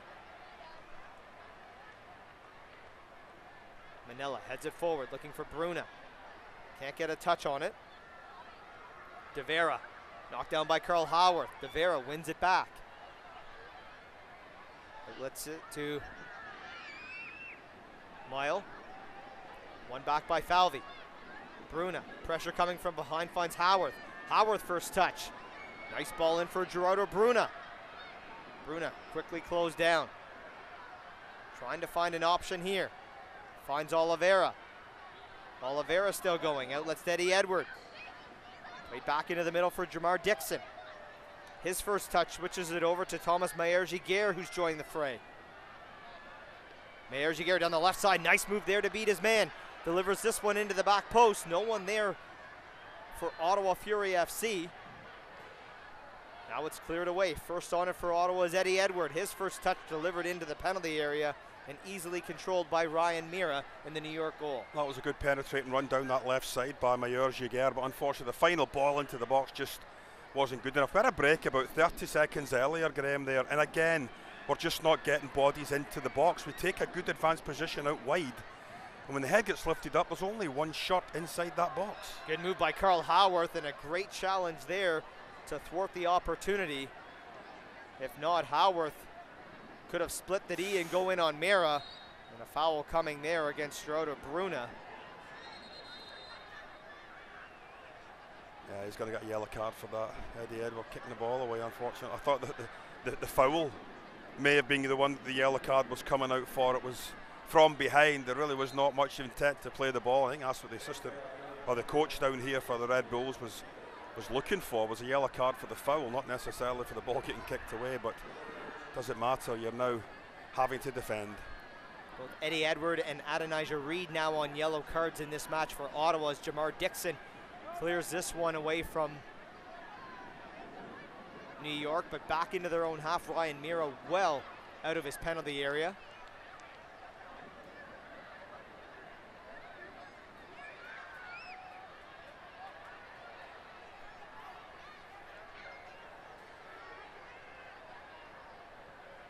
Earl Howarth wins it back in his own half, and a hard challenge there sends Howarth to the turf. I think Farley was looking for Bruna to make a break down the channel here, and Bruna was having none of it, just wanting to conserve any energy that he's got here this afternoon. It is starting to get up a little bit hot. Fortunately, the cloud cover has come in now, Graham. The sun has disappeared, but it is still fairly hot out there this afternoon, and the Fury are going to have to make sure that they conserve as much energy as they can heading into these final 25-30 minutes.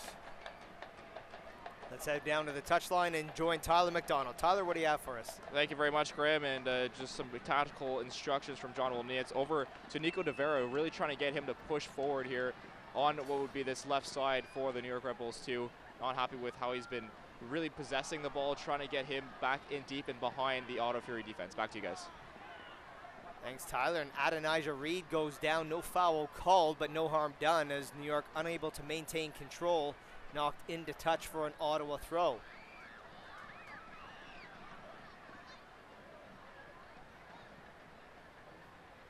I just find it interesting that, 10 minutes into the second half, Gerardo Bruno is really pushing up against the final defender. We saw him an awful lot in that first half, Graham, withdrawing into midfield, almost playing like the front part of a diamond four and just allowing Reed and Taylor to push forward a little bit.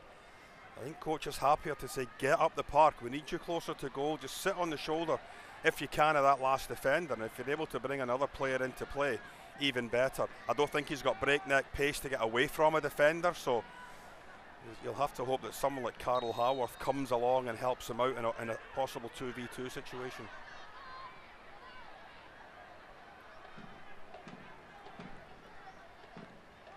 Escobar in control for New York. Time and space to work here. De Vera back to Escobar. All the way back to Ryan Mira at the top of his penalty area. And not much of a high pressure at all from the Fury. They're just quite content to let the Red Bulls play with the ball inside their own half. Etienne knocks it down. There's a shot. Good block there from Daniil Henry. And that one goes into touch for a New York throw. Taken quickly. Delivered through the penalty area. Now joining the rush is De Vera, but his cross mishit and out for a goal kick. 58th minute, 0-0 here at TD Place between Ottawa and New York. Now it's been a pretty solid partnership here so far. 57 minutes into the match between Falvey and Henry in the heart of the Ottawa Fury defence game. A good understanding between the two of them. Obviously two players that have never played together, but when you've got players with the experience and the build and the height and the quality of those two players, it's just a case of understanding what the other one wants to do. If Falvey likes to go in and Henry comes in behind him to sweep up, or if Falvey just likes to hold and let Henry go towards the challenge for any ball in the air. I think it's been a pretty solid pairing so far here this afternoon. Well, they haven't conceded really any opportunities down the middle, which is where New York are ever so dangerous.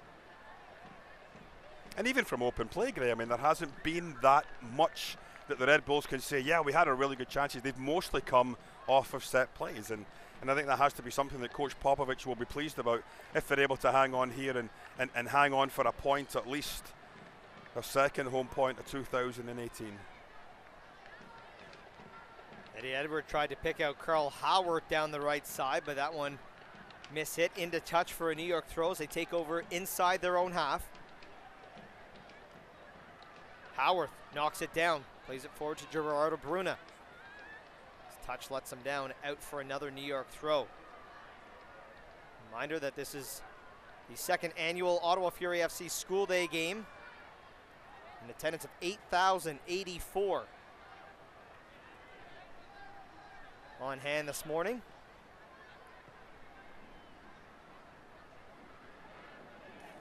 Opportunity coming here for New York, cleared away by Daniil Henry. New York maintained possession in the Ottawa half. Cleared back out to the midfield. Kevin Pollitt's first there for the Red Bulls.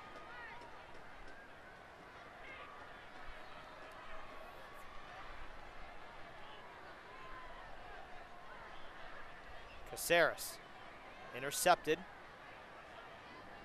but one back. Ben Mines now for New York. Back into the middle. Can they get a cross in here? Takes a deflection. Loose at the feet, and Daniil Henry cleans that up and clears it back out to midfield and into touch for a New York throw just inside the Ottawa half. Yeah, both teams guilty, Graham, of a little bit sloppy football right now, just conceding possession in different areas of that midfield third, and it just allows the flow to go from left to right every once in a while. But I'm sure both coaches would rather see a sustained period of possession, that you're actually able to create something a little bit more. And I mean, again, you've just conceded the ball away, and now a chance for New York to come back the other way.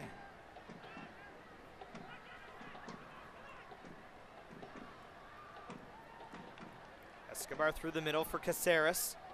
Mayer Giguère gets a touch, but now New York able to get something out to the right side. Played into the penalty area. Eddie Edward first there for Ottawa. Off the chest and out for New York's sixth corner of the match.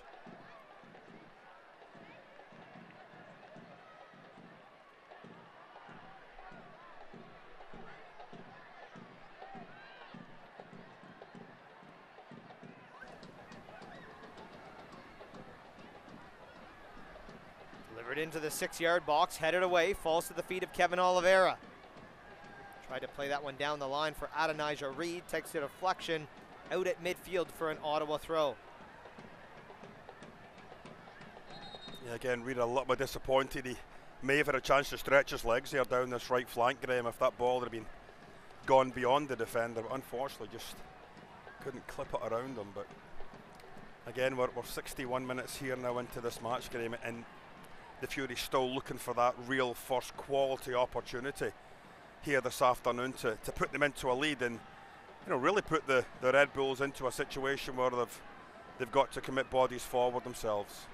Kevin Oliveira now with some room to run. There's a shot and a great save from Ryan Mira diving to his left as Kevin Oliveira found a seam, cut into the middle, and a good effort on goal. The best chance of the afternoon, or the morning I should say, for Ottawa Fury FC. It certainly was, and what a terrific save it was by goalkeeper Mira. Much similar to Crépeau's save in the first half when he dove to his right. Mira dove to his left there, and a great effort pushed away. Well, Oliveira didn't get closed down. There has to be a bit of an inquest into the back line of the Red Bulls as to why Oliveira was allowed to run so deep into the attacking third and no one in midfield put in a challenge. But above all else, when the defenders backed off him, the midfielder just decided to keep going, and an excellent strike to try and put the Fury on the front foot here this afternoon. Oliveira drawing another foul as again he tried to weave his way through the New York midfield, forced to be pulled back. Reminder that Canada's men's national volleyball team comes here to TD Place with matches June 8th through the 10th against Germany, Australia, and the United States. It's the Volleyball Nations League. Check out tdplace.ca for all the info. I think Oliveira was a little bit disappointed there, Graham, that you had the advantage. He was running away with the ball, but the referee decided to call it back. Bruno with the delivery, looking for Colin Falvey. Gets underneath that. But unfortunately out for a goal kick as New York look to be making their first sub of the afternoon. That should see forward Brian White, their leading scorer, come into this match. But while we wait for that, play back on. De Vera in possession, plays this one over the top. Daniil Henry able to knock it down, but New York still in possession, albeit momentarily. That one out into touch, and Eddie Edward to take over with a throw for Ottawa. And you can certainly see why there is going to be a change, Graham, for New York, because themselves it's been a little bit flat up front here in the second half. We thought in that first 2 or 3 minutes they definitely did look as if they came out with a bit better purpose in the attacking third, but it's just, again, slowly but surely disappeared. 2 substitutions coming in now. And it's Derek Etienne coming Devera's off. Just off the throw. I thought Devera was coming in, but he's already been in for the first 64 minutes. He's sitting there with the ball waiting to take the throw in. Brian White, who has 4 goals on the season to lead New York in scoring.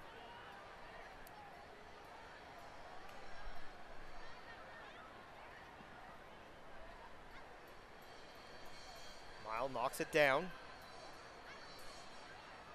Mark Dixon back to help out with Eddie Edward. And that one out for an Ottawa throw. That's good defensive work. I mean, the 2 of them working together to make sure that you've turned the attacker away from your own goal. Now he's backing away. And even better, you're able to win the throw in between the 2 of them combined. So nice play between Dixon and Edward. Good win there by Jamar Dixon. Adonijah Reed to give chase. Yeah. Checks up funny in the turf for him.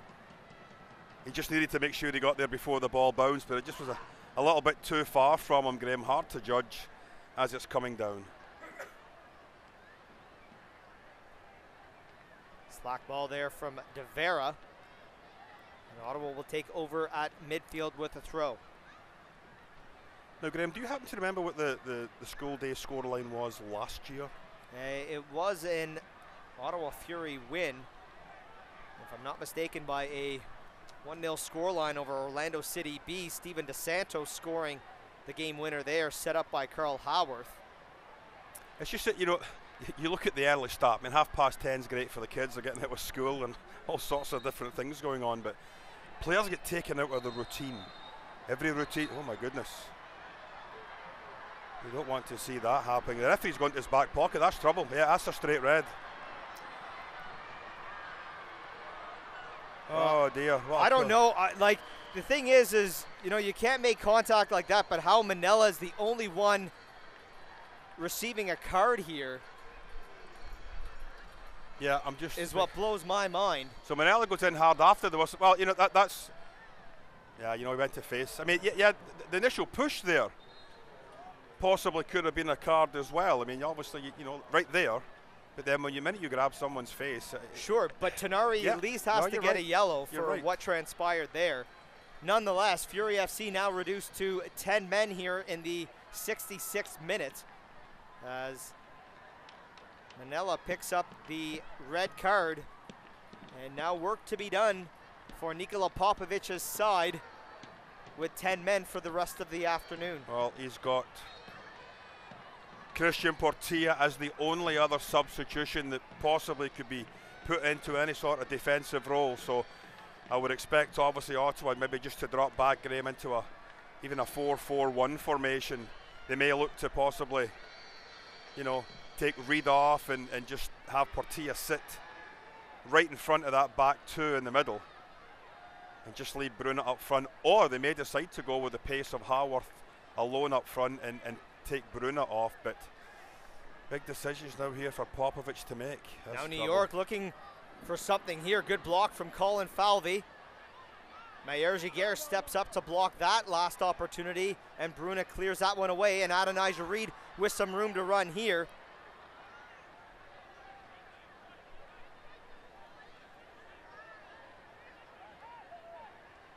And we're hearing that it will be Gerardo Bruna coming out of the match in place of Christian Portilla. Yeah, and that would be the more sort of natural. If you're trying to hit on the counter-attack, you'd want pace up front, and the pace of Reed, the pace of Haworth might just give you that. Although I'm sure we'll see Haworth withdrawn into a more midfield role now as opposed to one of 3 out-and-out forwards. It's New York continuing to press with opportunities, and that challenge by Daniil Henry knocked out for another New York corner. Now they're 7th of the afternoon and 3rd of this second half. Well, it was a very important block by Henry because there was bodies in behind him. Sorry, there were bodies in behind him, and he did a really good job of just sliding in there and making sure that goalkeeper Crépeau was covered and that he wouldn't be asked to make another save here this afternoon.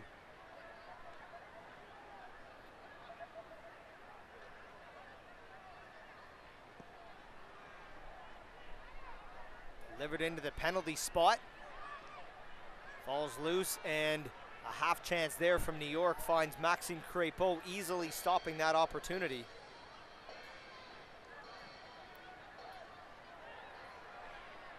John Wallinick was incensed with how long his team was taking to take that set piece, and now Carl Howarth fouled in the, well, no, he's called for the foul in the midfield. And now we'll see that substitution as Christian Portilla comes into the match here in the 70th minute for Gerardo Bruna. Yes, I would expect possibly maybe even that diamond that we talked about where Carl Howarth is just maybe the front of a midfield four. Portilla, I'm sure, would go right into where Jamar Dixon has been playing for most of the game, possibly pushing Dixon forward a little bit more into midfield with Oliveira ahead of him, but all sorts of changes. Well, it looks like it might just be a straight four across midfield. Portilla, Dixon in the middle, Oliveira going out wide to the left, and Carl Howarth coming out wide on the right. So lots of changes since that sending off for the Ottawa Fury, but they've got 20 minutes to hang on for at least a point here today. New York pressuring at the top of the penalty area. Daniil Henry clears that one away, and Adonijah Reed quickly gives chase for Ottawa. Politz knocks that down, but into the path of Kevin Oliveira. Oliveira tries to find Bruna. Great defensive challenge by Fidel Escobar. If not, Adonijah Reed would have been free and clear. Yeah, it was a terrific little run. He just split the two defenders, tried to get in behind him. He would have been off to the races. Defender did a great job just sticking the leg out, Graham, and stopping that penetrating ball. Great play by Thomas Mayer-Giguère to win the goal kick for Ottawa, and you have to wonder what's going on in the head of Nikola Popovic, who, you know, you get a guy back from suspension, you need that left back role. Obasi goes down injured after 30 minutes.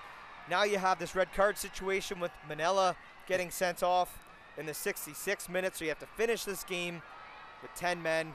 Certainly changes probably the tactical things you wanted to do following the match. Yeah, he doesn't have his problems to seek out, unfortunately, right now and here in 2018. Injuries obviously being the biggest one. The inability to create quality scoring chances, I think, is another one. And obviously conceding sloppy goals, Graham, which fortunately we haven't seen here this afternoon. I think it's been a pretty solid performance by that back line. Bending at times, just not breaking. I think the Ottawa Fury could be hanging on, unfortunately, here, though, inside these final 19-20 minutes as they look to snatch a point here from a Red Bulls team that all season long has been scoring goals for fun, Graham, and they just haven't been able to do so here this afternoon. Eddie Edward finds some space down that right side, delivers it in for Adonijah Reed, comes to Carl Howarth, but the offside flag is unfortunately up.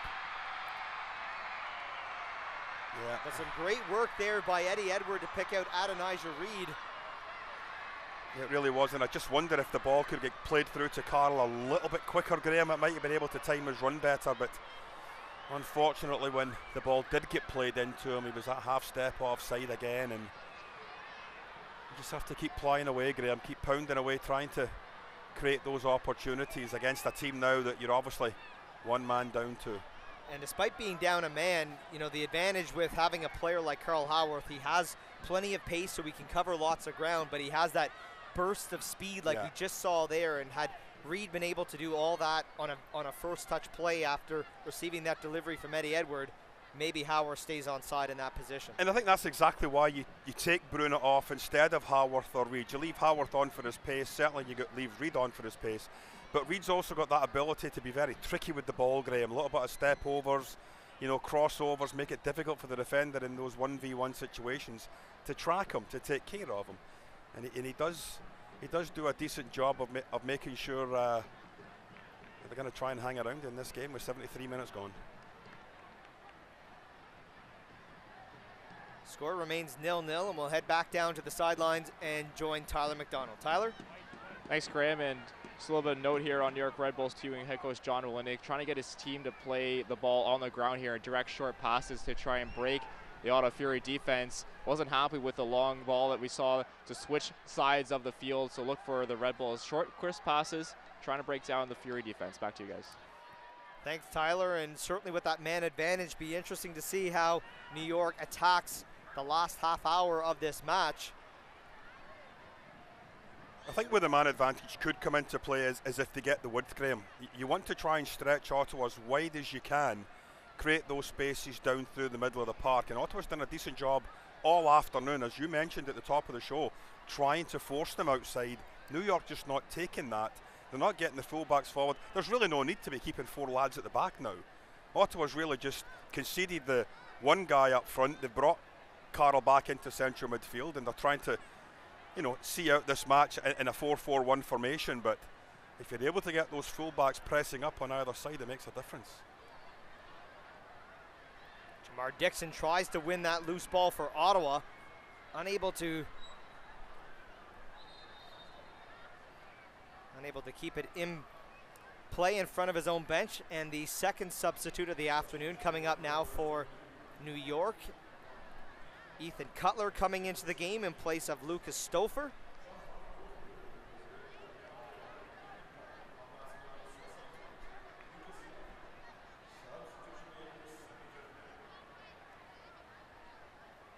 And New York will maintain possession here on the throw.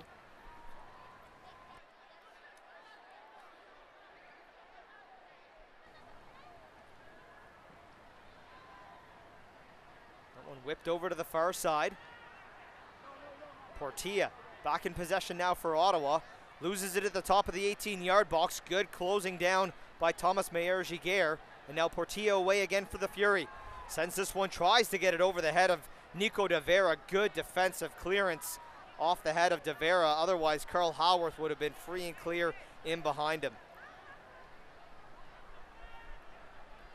New York back on the attack now. Inside the penalty area, and another good block from Daniil Henry, forcing now the 8th corner of the match for New York.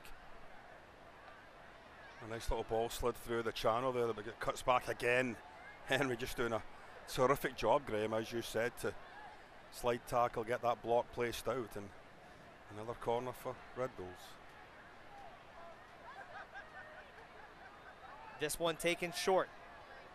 Now played to Cutler at the top of the penalty area. He delivers one through and completely mishit by Christian Caceres. Well, that was a well-worked corner kick. Obviously, you play it short, you get it back to the player going to cross it into the back post area, but the finish has to be a lot better than that. It's a nice ball whipped into the penalty spot, but all you're trying to do at that point is just contain it again, get it knocked back into the danger area, and just mishit it altogether.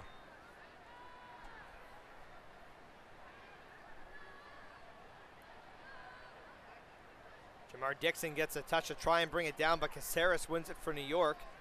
And now they'll try and work things down the right side.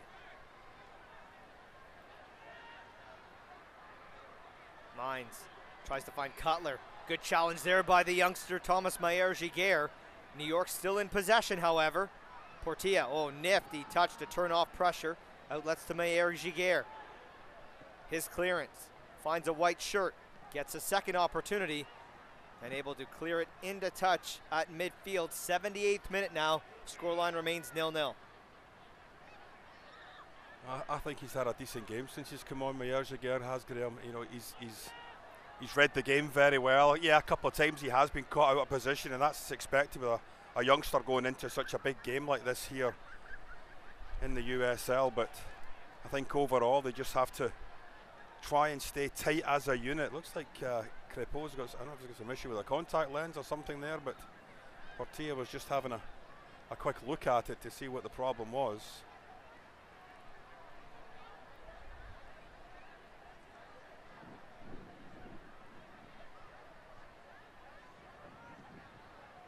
Crépeau drives the goal kick forward. Dixon wins the header. Caceres now for New York. Headed away by Henry. Haworth with the flick on. Adonijah Reed fouled from behind. No foul called, however. And now Ottawa gets something going down the right side. Carl Haworth in space. Carl Haworth tries to play it inside by Adonijah Reed. But a good read, and it's intercepted by New York. And that was Ethan Cutler fresh into the game. And now New York back on the counter. Effort from distance, punched away by Crépeau. Eddie Edward able to keep it in play to avoid another New York corner. And now Edward down that right side, unable to keep it in play, and New York take over on the throw. Mile. Tenari out wide for Bezacourt. And deflected up and over the bar by Daniil Henry.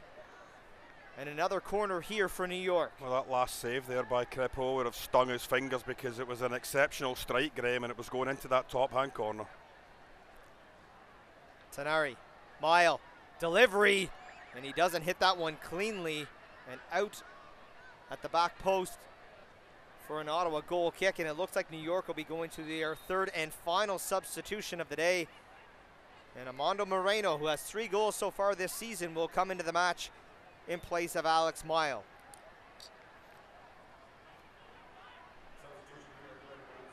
Well, the final roll of the dice for New York Red Bulls, just trying to force this game on to the Ottawa Fury. It's 0-0 right now. We've got 10 minutes plus time added on, Graham, to go, and it would be a decent point for the Ottawa Fury if they are able to get it here this afternoon. That last break with Haworth and Reid, just Reid a little bit slow to react to the ball coming through to him. Opportunity now for Moreno. Falls to the top of the penalty area. Great challenge by Christian Portilla to slide over and clear the ball away. He's directing traffic as Ottawa tries to regain their shape here with New York back in possession. Tenari looking for an opportunity, and he sends that one up and over the bar, deflected by Maxime Crepeau, and another corner coming here for New York Red Bull. Now their 10th of the match. Here's that challenge by Portilla as he just hooks that ball cleared. It's a wonderful strike there, goalkeeper. Well, didn't seem to get an awful lot on that, but certainly enough for the referee to give the corner kick. Delivering it at the top of the 6. And that one claimed off the head of Daniil Henry, and will be another corner for New York. Oh, they got to take it quickly short here because Ottawa's get caught out. Played into De Vera. Oh, wide open. Free header and stopped by Maxime Crepeau, but the offside flag was up. Oh, the Fury might be getting a little bit tired now, Graham. It was a decision that they took a quick corner kick. They were a 1v2 situation, and as the ball went into the box, a free header in the back area of that goal area, and very, very fortunate he was offside.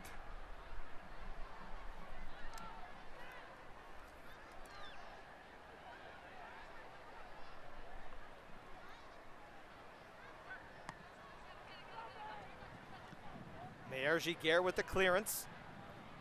Adonijah Reid gets a touch. Reid still going, cutting into the middle, trying to find an option. Gets it to Christian Portilla. Now Kevin Oliveira waiting for help. Gets past 3 white shirts. Oliveira still going, finds Portilla. And he plays it all the way back to Colin Falvey. Falvey pulled from behind, but gets it to Jamar Dixon. Tries to poke it to Carl Haworth. And now Ottawa has to be sharp here. But a long-range effort easily collected by Maxime Crepeau. Quickly outlets to Daniil Henry. 83rd minute. Scoreline remains 0-0 here at TD Place. Now Carl Haworth wanting a card brought out here as Meyer-Giguère was fouled, and a yellow card going to Ben Mines for that late challenge on Meyer-Giguère. Yeah, I think he was just a little bit late there, closing him down as Giguère with quick feet, getting the ball cleared away, and unfortunately momentum took him right through him. But that last break for the Ottawa Fury, Reid had it at the edge of the 18-yard box, Graham, and it just took forever and ever to build through. It fell to Oliveira, he couldn't get beyond, and finally Portilla just hooked it all the way back to Colin Falvey just near his own half, and Jamar Dixon took over. It broke down in a quick counter-attack the other way by New York. So as these Ottawa Fury players do tire a little bit, you are going to see more and more of that, Graham, that the ball's going to get switched from attack, or from defence to attack by the New York Red Bulls as quickly as possible. Haworth trying to find an option. Dangerous ball back to Falvey, but Moreno couldn't get there. Now Falvey comes forward, wins it back. Now he's got it to Kevin Oliveira. Oliveira cuts into the middle, finds Portilla. Portilla from distance. There's a shot knocked down by Mira, controls the rebound.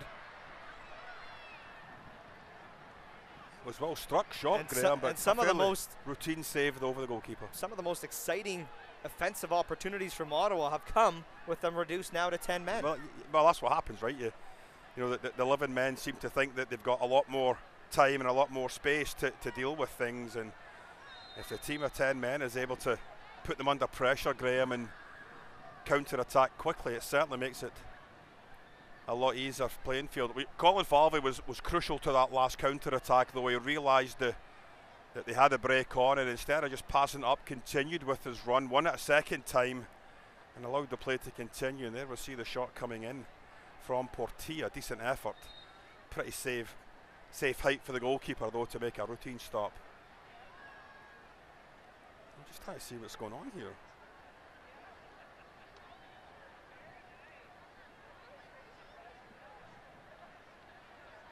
Obviously, there's an issue with Crépeau. The Fury trainer's coming on to look at him. And while Francois Martel tends to Maxime Crépeau, everybody else heading over to the touchline to grab some water here.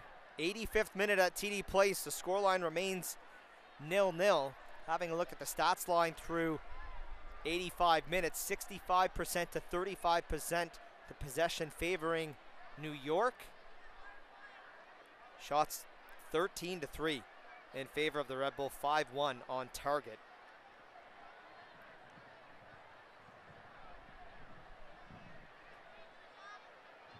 Not sure whether it's been cramping that's been bothering Crépeau for the better part of this match, because we saw him go down in the first half not long after Obasi initially picked up that ankle injury, but back to his feet now.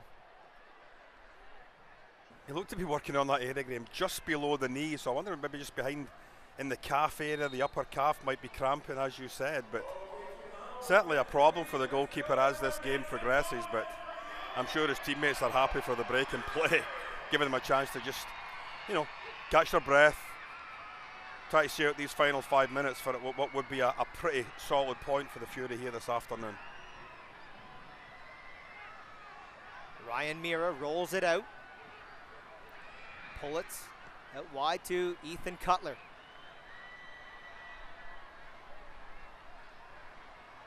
Cutler waits for pressure from Portilla. Goes back to Christian Caceres. Again, Caceres plays it forward. That was Tanari sending it out wide. Now Cutler.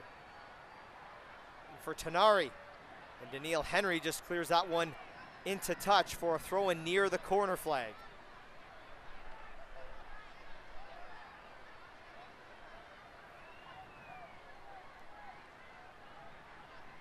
Caceres again. Played out wide. This one sent in, that one missing everyone in white, and out for an Ottawa goal kick as we tick over into the 88th minute. Well, that ball back to Cutler has been on every single time. He's got an opportunity down that right-hand side. He's not getting picked up at all. Nobody's going to close him down. Just the quality of the ball into the box hasn't been as good as it needs to be, but he is there as an option when needed. They get it out wide on the flank, and then Cutler gets it cut back in. Now a chance for Adonijah Reed in space here. Can he find someone to get on the end of a delivery? Reed still going, sends this one through, falls to Carl Howarth. Takes a bounce, and that will go out for a corner kick. Yeah, I think he thought and possibly. That will be Ottawa's first corner of the match. 87 minutes in. I think Carl thought of just having a volley at that right off the bat, but it was just spinning away from him. Decided just to, no, I'll take the easy play, we'll go with the corner kick. Howarth waits now for everyone to get settled. Daniil Henry, Colin Falvey, Jamar Dixon all in the 6-yard box.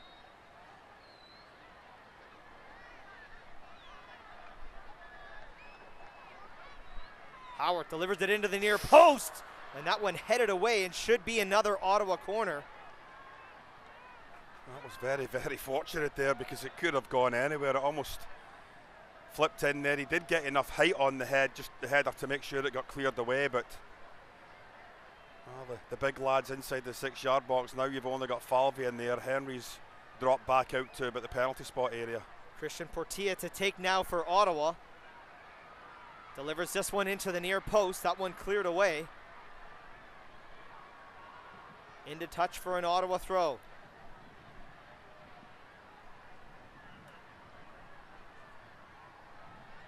And Portilla will look to give way to Eddie Edward, but blown down by the official to speed things up. Oliveira under pressure, still going, some nifty moves, but Moreno wins it back for New York. And a hard challenge by Oliveira brings Moreno down.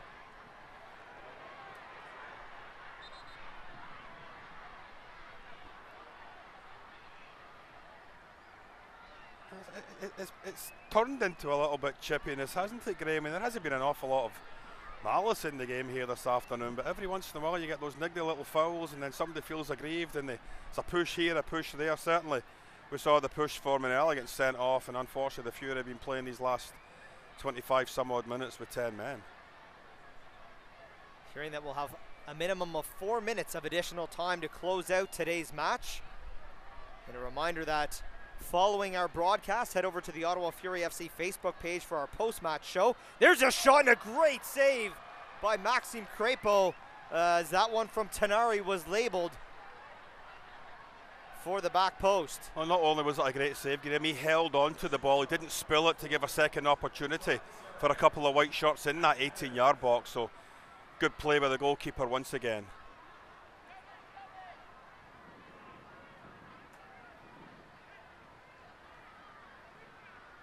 Play down the line as New York continue to attack down that right side, and Carl Howarth will pick up a yellow card for that foul. Carl would have been a lot happier if that was at Twickenham instead of here at TD Place, because that was one heck of a rugby tackle from behind.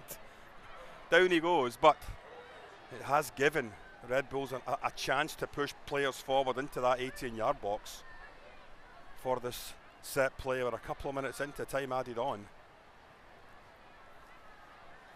Well, New York's biggest threats this afternoon have come on set pieces. They really have. And they'll have an opportunity here in stoppage time. Delivered in, cleared away by Christian Portilla. Brought down. And again, Portilla tries to shepherd this one out and does so successfully for an Ottawa goal kick. It looks like Jamar Dixon's gone down at the edge of the 18-yard box, a bit of cramp as well there. I don't know if the referee's going to get the trainer. Oh yeah, he's going to send the trainer on. I thought with Henry there just trying to stretch it out a wee bit, the trainer wouldn't be needed, but on he comes.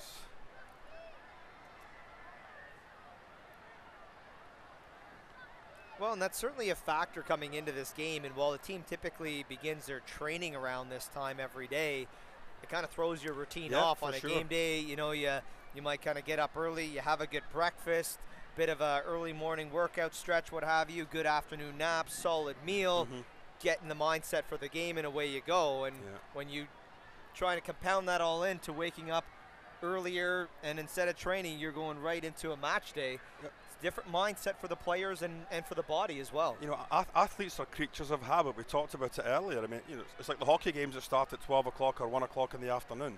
You're completely thrown off your routine, and it just makes for some time to be a little bit sluggish, and that seems to have been what we've gotten. To be perfectly fair, I think the Fury have actually played better when they went down to 10 men, Graham. I think that's been, and that just tells you something about the intensity that was missing in that first 55, 60 or so minutes, that they have been a lot more intense, a lot more purpose, a lot more energy when they went down to a disadvantage man-wise. Cutler plays it out wide for Mines. Mines delivers this one into the penalty area, finds the header Christian Portilla. Daniil Henry with the back header. Maxime Crepeau unable to keep it in play. Well, now another corner kick coming, their 12th of the match for New York. I think the Fury were looking for a free kick there, Graham. It didn't come, a foul on Henry, but they've got work to do now off this corner, shortly taken. Caceres cuts inside on Oliveira. Caceres tries the near post, but goes off the outside of the goal. Well, and that was too easy for him to get inside on Kevin Oliveira. Yeah, but Graham, he had so many options there. He could cut the ball back. There was two players.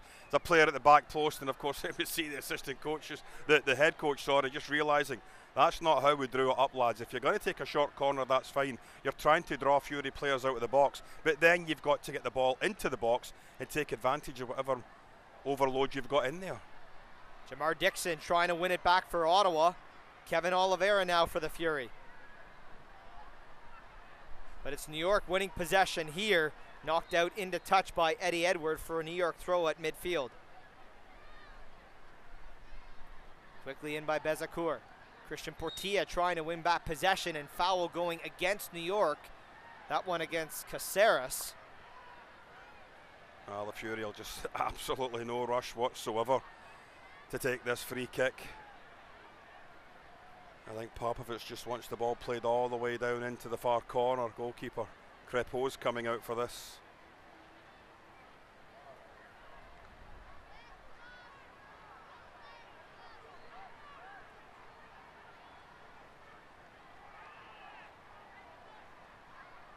Yeah, that's exactly where Falvey's being instructed to get it, is into the corner flag area.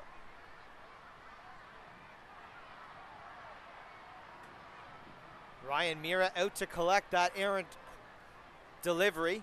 And now New York with what is likely the final attack of the match. Cutler on the right side. Has Caceres calling for it in the middle, goes wide. Ben Mines tries to get beyond Carl Howarth, able to get a delivery through. Mayer Giguère to cut that off and clear it out, and that draws the final whistle. I'm sure much to the relief of Ottawa Fury FC, who close out the final 24 minutes plus stoppage time of this match with just 10 men. And this one had a little bit of everything, Gordon. At the end of the day, for Ottawa Fury FC, when you think of the early injury to Onua Obasi, first game for Daniil Henry, First game for Thomas Mayer Giguère this season, who had to play 60+ minutes. Yeah. All of those factors against a very strong New York side. Not the result you wanted.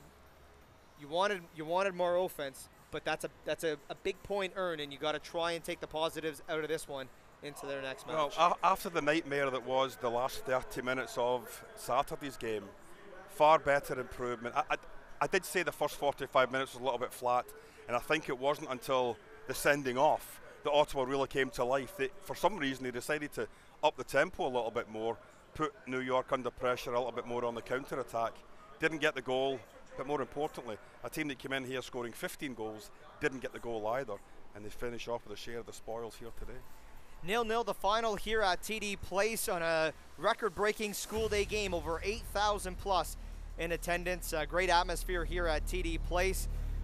We'll be back to wrap things up. We'll get to our Ottawa Citizen Man of the Match when we return. This is Ottawa Fury FC Soccer. Gabriel Pizza, proud supporter of local sports. Gabriel Pizza, home of the bigger, better pizza. 310-7777 or GabrielPizza.com.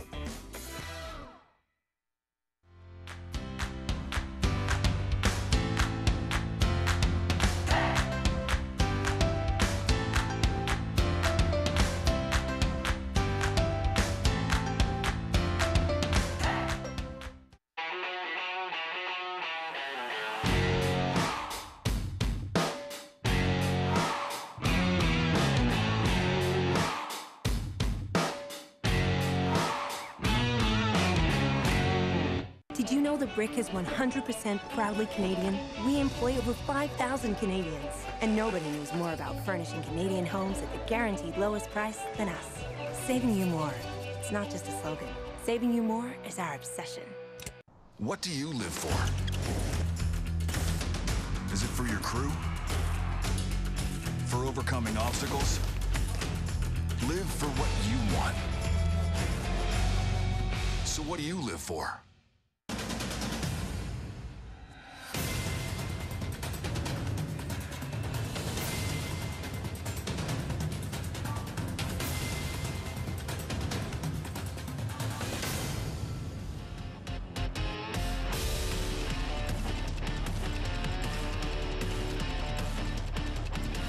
Welcome back to TD Place. 0-0 the final between Ottawa Fury FC and New York Red Bulls 2. Graham Ivory, Gordon Smith along with you.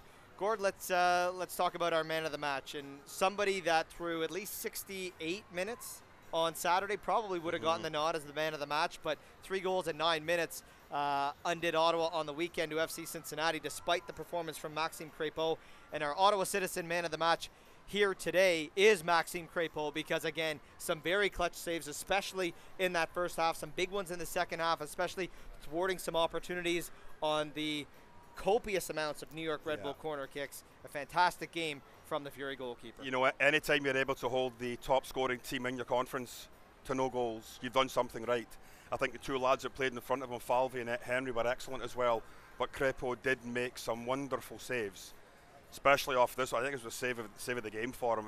A completely full length stop to his right, and then another one coming up, fairly routine. But you know, when you're able to hold a team that's scoring goals for fun to nothing, you're obviously we said he was a player to watch. For the player to watch to become the player of the game, we're obviously seeing something in him. Hey, right? you guys did your homework. There you go. So there's obviously it's obviously nice to see the young man coming in and holding that back line. But I think above all else, the most important factor for the Fury is their first clean sheet of the season. You've stopped the opposition from scoring, and yes, while you haven't scored yourself, you've picked up another home point. Fair enough, it's only your second point at home, it's only your second point period. But the fact of the matter is, can you build off of this? We're only going to be able to see going forward. Well, we'll see how they build off of today's 0-0 result when they return to action Monday, May the 7th. A rare Monday night game. They'll take on several former Fury players when they visit Penn FC, the former Harrisburg City Islanders squad, rebranded Penn FC this season, featuring the likes of Tom Heineman, Mario Stakiu, Kyle Venter, and Romuald Pézère. That's Ottawa Fury FC's next match, 6:30 p.m. the kickoff. Note the start time on Monday, May the 7th. You can go to uslsoccer.com to watch that game live. And then we return back here to TD Place Saturday, May the 12th, when Atlanta United 2 visit TD Place, 2:30 the kickoff against Ottawa Fury FC. That is today's broadcast. The final score, 0-0, Ottawa Fury FC and New York Red Bulls 2. The Ottawa Fury FC post-match show coming up next on Facebook Live with Gordon Smith and myself. For Mike Sutherland, Tyler McDonald, Gordon Smith, I'm Graham Ivory. Thanks for watching. Thanks for listening. This has been Ottawa Fury FC Soccer.